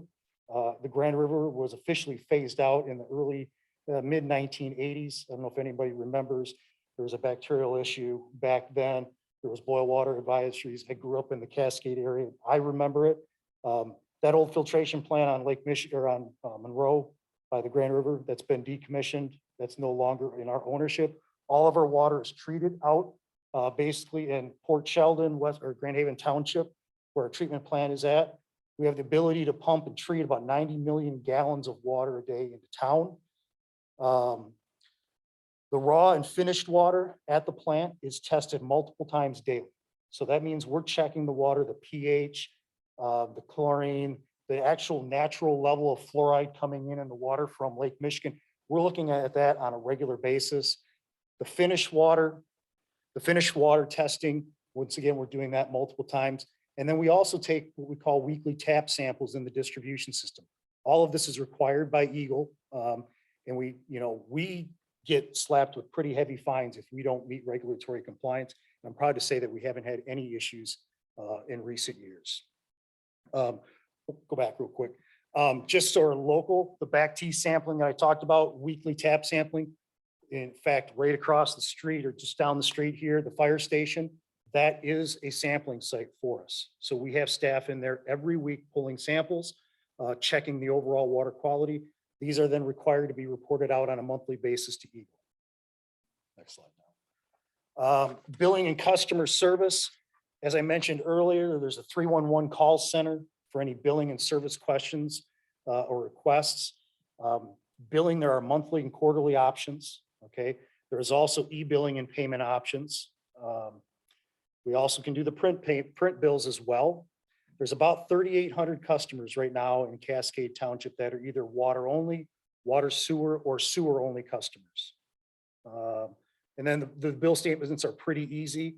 Pay It is the form that we use for any e-billings or e-payment options.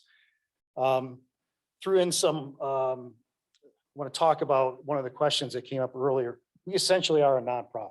Okay, the revenues that we get go right back into the system, whether it be capital improvements or operational improvements.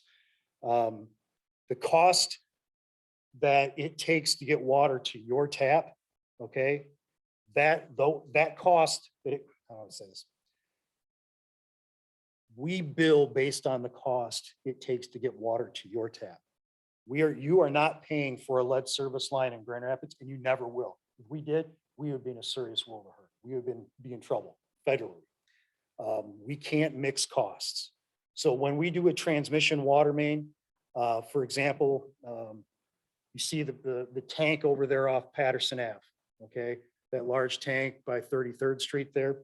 That particular facility is what we call zone gated, okay? Based on the flows of water that go through that tank and end up in Cascade, Kentwood, Grand Rapids, those percentages dictate how that capital project is allocated and cost back to the various communities that it benefits.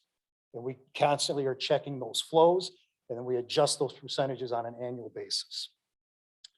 Benefits of the municipal water, you're gonna have public fire protection right in front of your house. That's a pretty big thing. And I know Ben could probably talk about it, but ISO, which is Insurance Services Organization, I think is what it is, Ben.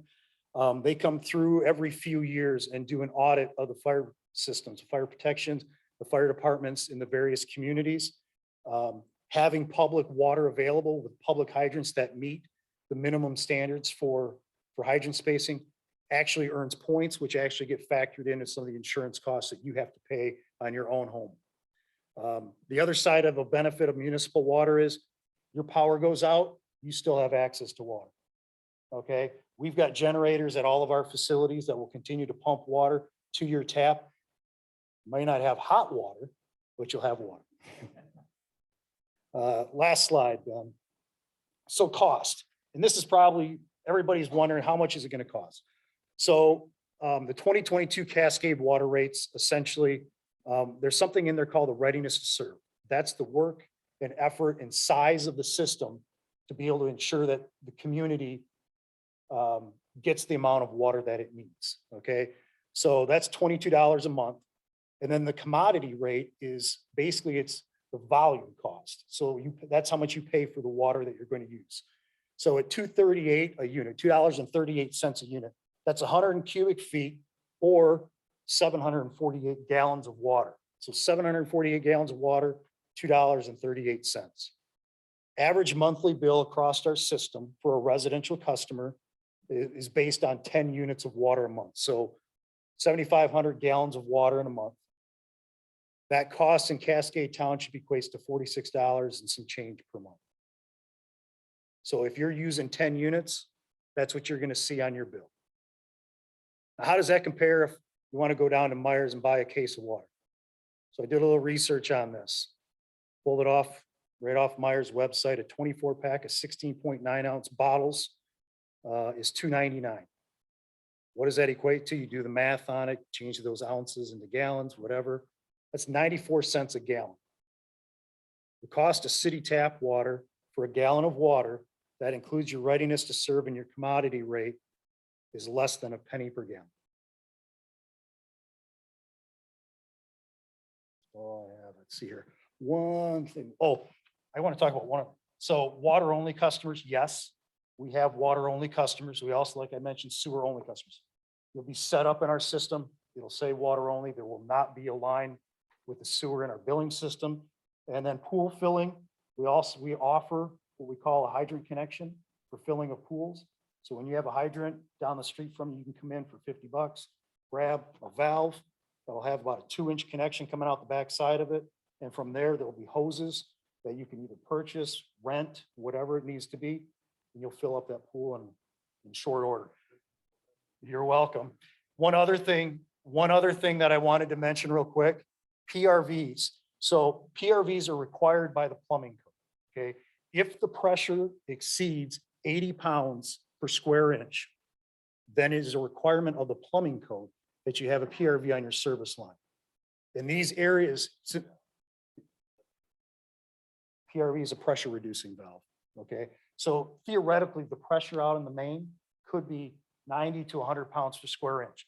The reason it's set up that way is because potentially older plumbing, if you were to come through, and I think a lot of these houses are about 50 years old, thereabouts, some of that older plumbing in the house may not be rated for, 100 pounds of pressure of water on it. So it's recommended by the plumbing code that you have these PRVs installed. We are a big believer in them. And I can tell you right now that you're probably looking at about 100 pounds of pressure in the low areas as it crosses the river down there. And the reason for that is that line that crosses, I don't have my map in front of me, but that line that crosses, goes across to 36th Street, goes up to Buttrick, and then heads north on Buttrick several miles. There's a lot of pressure on that. So the lower your elevation, the higher the pressure is going to be. PRVs are really a good thing because it'll limit potential impacts on your internal plumbing. Oh, there's a question. All right, make sure you repeat the question. Yeah, I'll try. Go ahead.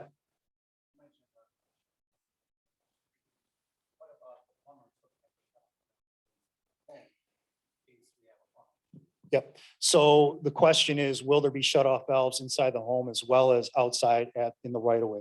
So technically, our guys have access to the shut-off valve out in the street at all times, but also our meter setting diagrams that we issue to the plumbers when they do revise the plumbing inside the house, they're required to have an inlet gate valve or inlet valve as well as a downstream valve that allow for the isolation of that meter. So those valves too can be used to isolate potential leaks inside the house.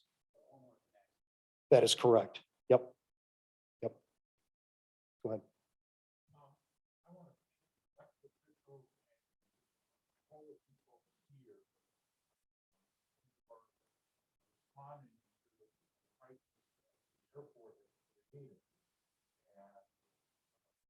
I hesitate to think about how uncomfortable this meeting would be if it was us still trying to get action. I really appreciate you folks taking the action. So the comment that came through was just a general note of appreciation for the action of Cascade Township and its partners to kind of rectify the situation here. And I know on Grand Rapids side, we're going to get some customers. That's not it for us. We want to make sure that there's clean. Really, if you look at our motto, our mission statement, it's about clean, safe water for all. That's really what it boils down to.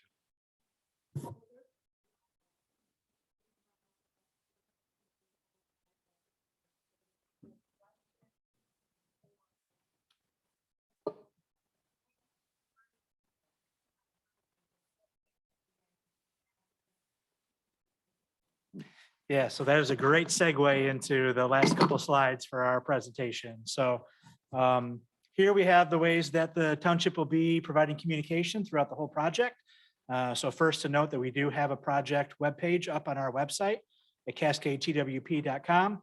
If you're on the front page at the bottom, there's a latest news section. That link will always be there, but you can also find it just by searching PFAS remediation on the website.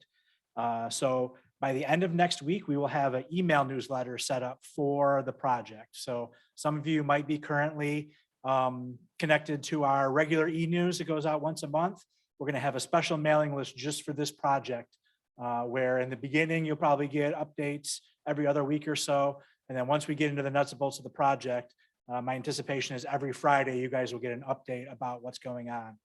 So if you signed up in the lobby when you came in and you dropped your email address and you checked that you wanted to do that, we're going to add you to that list.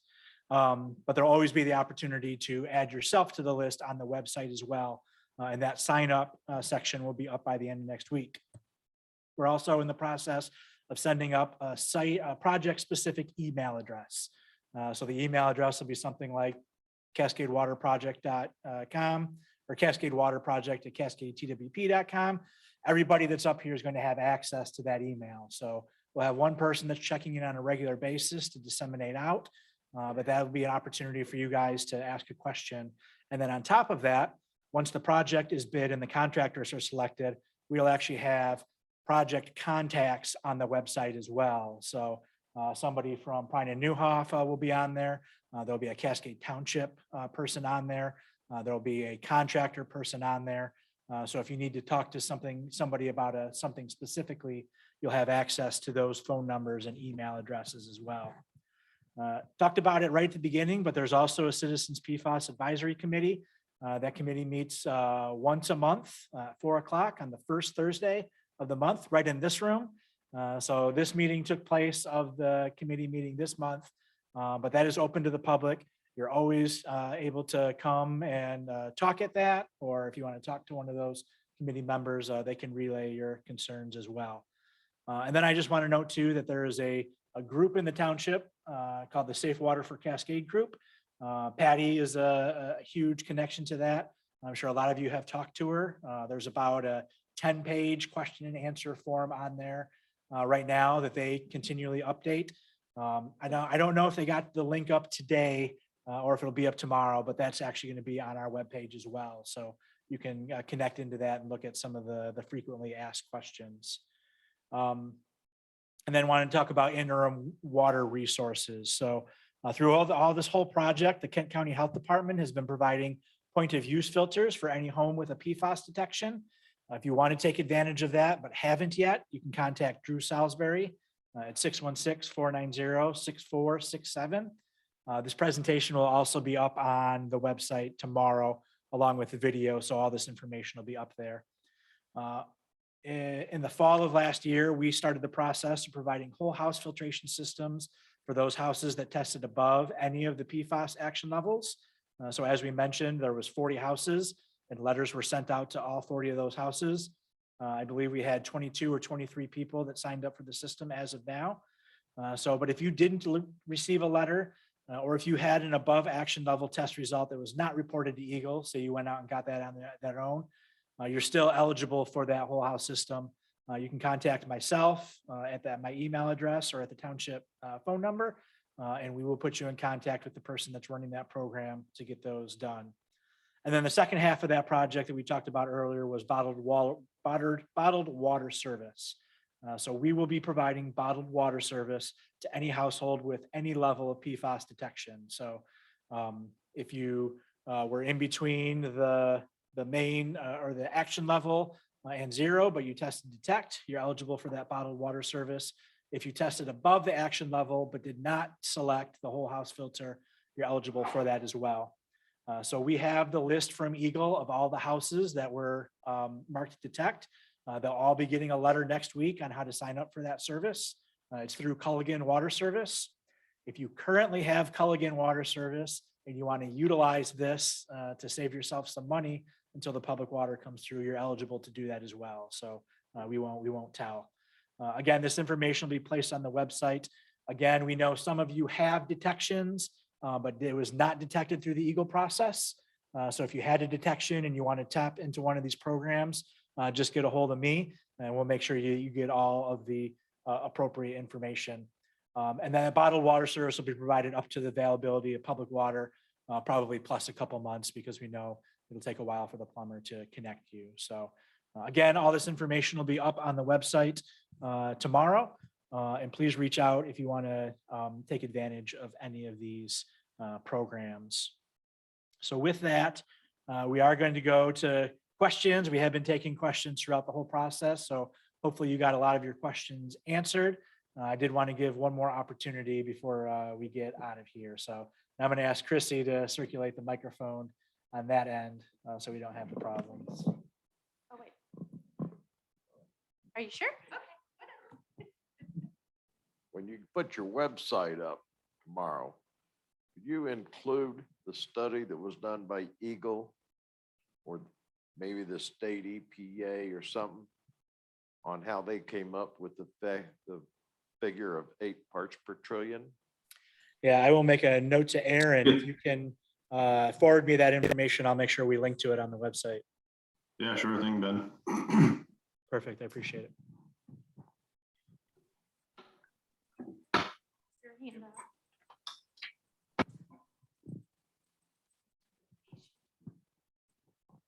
So it's more of an engineering question, and what's included, what's the scope of like the work that they'll do in your house? So I have a device that oxygenates my water so that it takes the iron and the sulfates out, and then I have a water softener, and all of that has media in it that theoretically has been exposed to, well, not at my house because I was a non-detect, but is that something that is within the scope of the plumbing action that will happen at the house? Yes, so the answer is yes. The idea is that typically, once you connect to a municipal water, most people prefer to not still have, then if they have other aeration systems or they have other filtration, you won't have to have an iron removal system if you do have iron issues. If you maybe have a softener, that's typically something we see go away. So if there's portions of that system that you don't want anymore, that can be removed by the plumber. That's your choice. Yeah.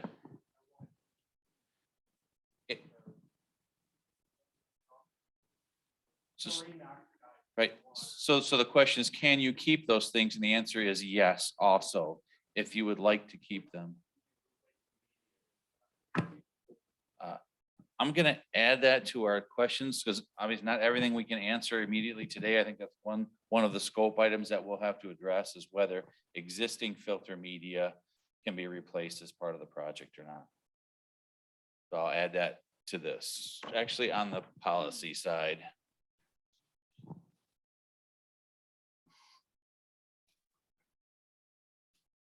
I've had a similar question come to me, via email or just in conversation that I've run up the chain. So I hope to have some guidance on that. Maybe not a filter or a softener, but something like a water heater.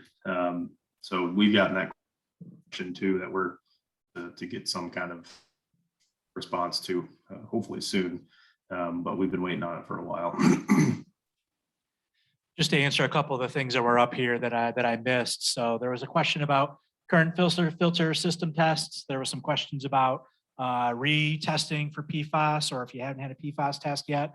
So we're going to have a conversation about that at the board level. If we're going to do that, we need to allocate some funding to it. I may need to talk to Brian and Newhoff, see if we can get a friends and family discount for doing some of that testing. But when I have that information, we will put it up on the website and shoot it out on the e-newsletter as well. And then there was a question about reimbursement for a recent connection. I've gotten a lot of questions like this privately. When we learned about PFAS, we connected right away because we were worried about it. I had to replace my well because, or I had to spend more money on my well because there's PFAS in the area. We understand that there are some residents that have already incurred some costs because of the PFAS in the area. And we have been talking to legal counsel as we have these communications with the airport about what their role is going to be in financing this. Our hope is to be able to recoup some of those costs as well. So we're not going to forget about you. I can't promise you anything. When we have more information out there, we'll probably put out a communication that, hey, did you have a personal PFAS financial cost? Tell us about it so we can start putting some of those things together. So I don't have a yes or no answer for you now, only that we hear you. We know those costs are out there, and we're certainly going to try to address them as we continue to have these conversations with the airport.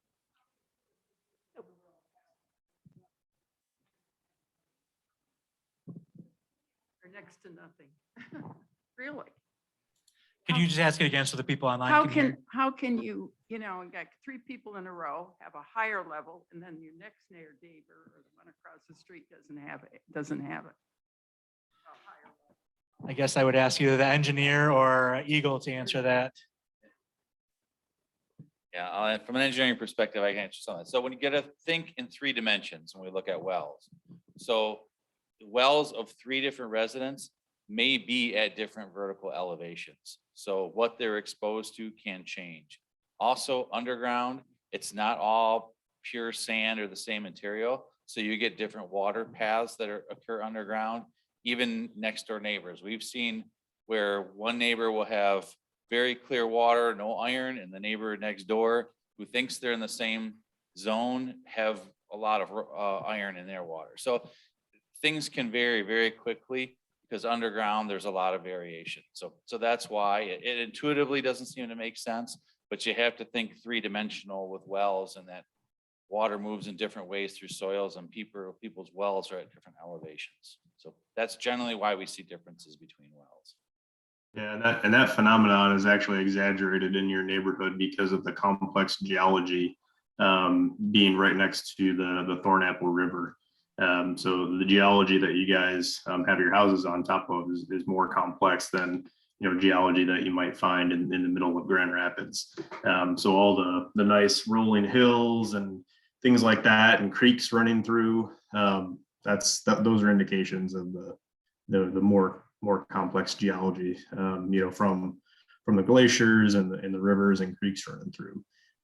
So that phenomenon of the varying PFAS concentrations, that's another reason. We are bumping up against 8 o'clock, but I did want to give our Zoom members a chance to ask a couple questions. Chrissy, could you Yes. Do that for us? Yes, we have 2 who have waited so patiently. Glenn Smith, I'm going to press the button and it's going to ask you to unmute.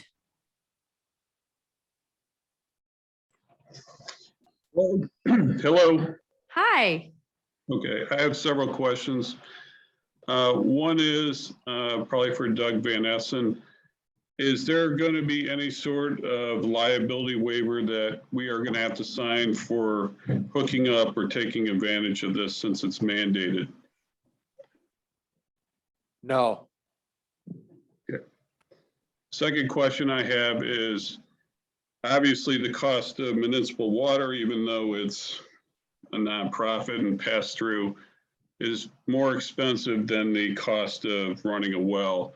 Is there any sort of disposition for future costs that homeowners are going to incur?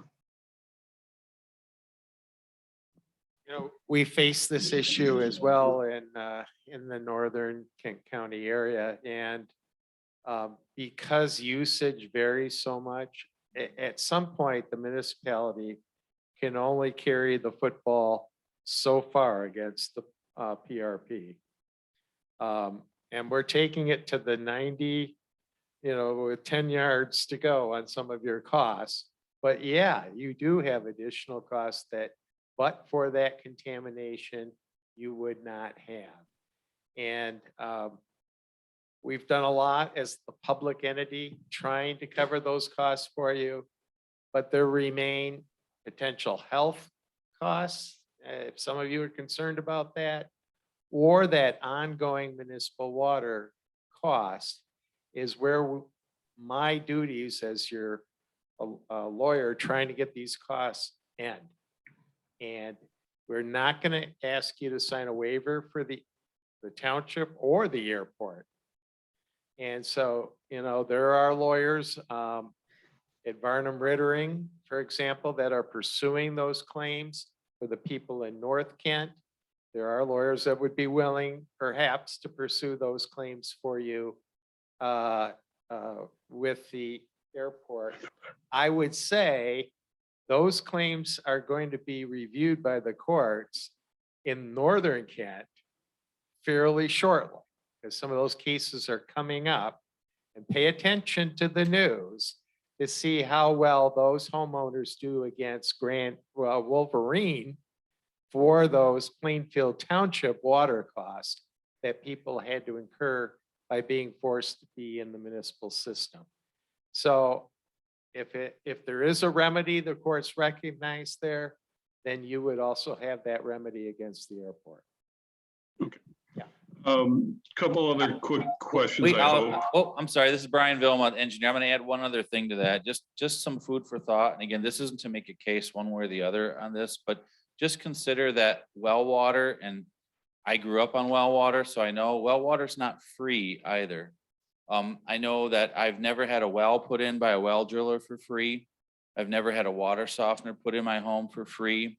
I've never had anybody offer to buy my salt for the rest of my life for free. And all those things are costs. Nobody's paid for the electricity for my pump. So just as a consideration, well water isn't free either. It just doesn't feel like it because you're not paying a monthly bill that's dedicated to your water well. So just consider those things as you do that. I know when I was a kid, I hated having to haul the salt bags down to the basement. My dad made me do that. I know when our well had an issue, the pump went bad, the $3,000 bill that my dad had to pay for the water pump, the plumber didn't put him on a payment plan. He just said, I need the check if you want a pump. So just those are things to consider as you look at the differences between well water and municipal water. I had two other questions, and one is in terms of getting the water line in. For example, in my house, it would have to go under the driveway.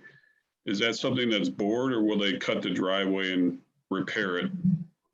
Yep, thanks. That's another engineering question. So typically, to avoid a lot of the restoration issues, most of the plumbers will use those drill rigs and bore things where they can. If for some reason they have to turn a corner in a particular way, or there's something specific in the way, they may need to do open cut. But again, that restoration will be part of the service line cost and taken care as part of the project. Okay, and then, for example, in my house, I have a water drinking line, which is on a separate filter. Is that something that would be addressed so that it can be maintained? Yep, another yes, that it will be correct. Okay. Be addressed. And then the only final question was, you indicated earlier, someone did, that the plumbers would be selected shortly for those people, for example, on Goodwood, who have access to a water line already. How will we be notified of those selections so we can start the process? Yeah, that message will go out on the website. I don't know if we'll do direct mailings or not, but we'll work through how best to get that information out. I would anticipate probably within probably 6 weeks here as we go through the selection process with plumbers and review pricing. It'll take us a little bit of time to get that put together, but I guess email is probably going to be the best way. But if you do have a question, that list will be available at the township as well. Okay. All right. Thank you for your time today. Thank you. All right, so we have one more. Michael Crown. I'm gonna ask you to unmute. Well, good evening and thank you. Two questions. First question is the numbers that we were showing on the cost per month. Was that just water or was that water and sewer? That was just water. Okay, thank you. And then I guess one of my concerns is I really don't know one plumber from another at this point. What sources or what resources do we have to even understand which is the better one to go with of the group? Or if we're really undecided, is that something that Cascade will say, well, then we'll pick one for you? So we want to make sure that you guys you're going to have direct contact with the plumbers in order to, schedule them to be in your house and be comfortable with them doing the work. Anybody that appears on that list is going to be pre-selected by the project engineers and the township. So, as far as if you're not able to discern, you don't know about the different plumbers, I would say just know that they've all been pre-selected. They all come.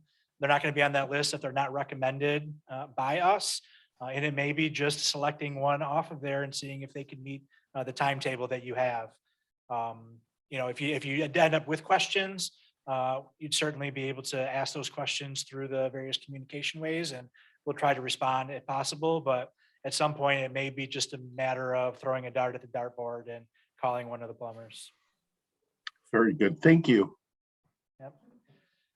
So with that, we are going to wrap up. We'll still be here for a few minutes if you guys want to come up and ask any questions about your specific stuff. Really appreciate you guys taking the time out of your evening, and look for more communication from the township in the future. Thanks a lot. Have a great night.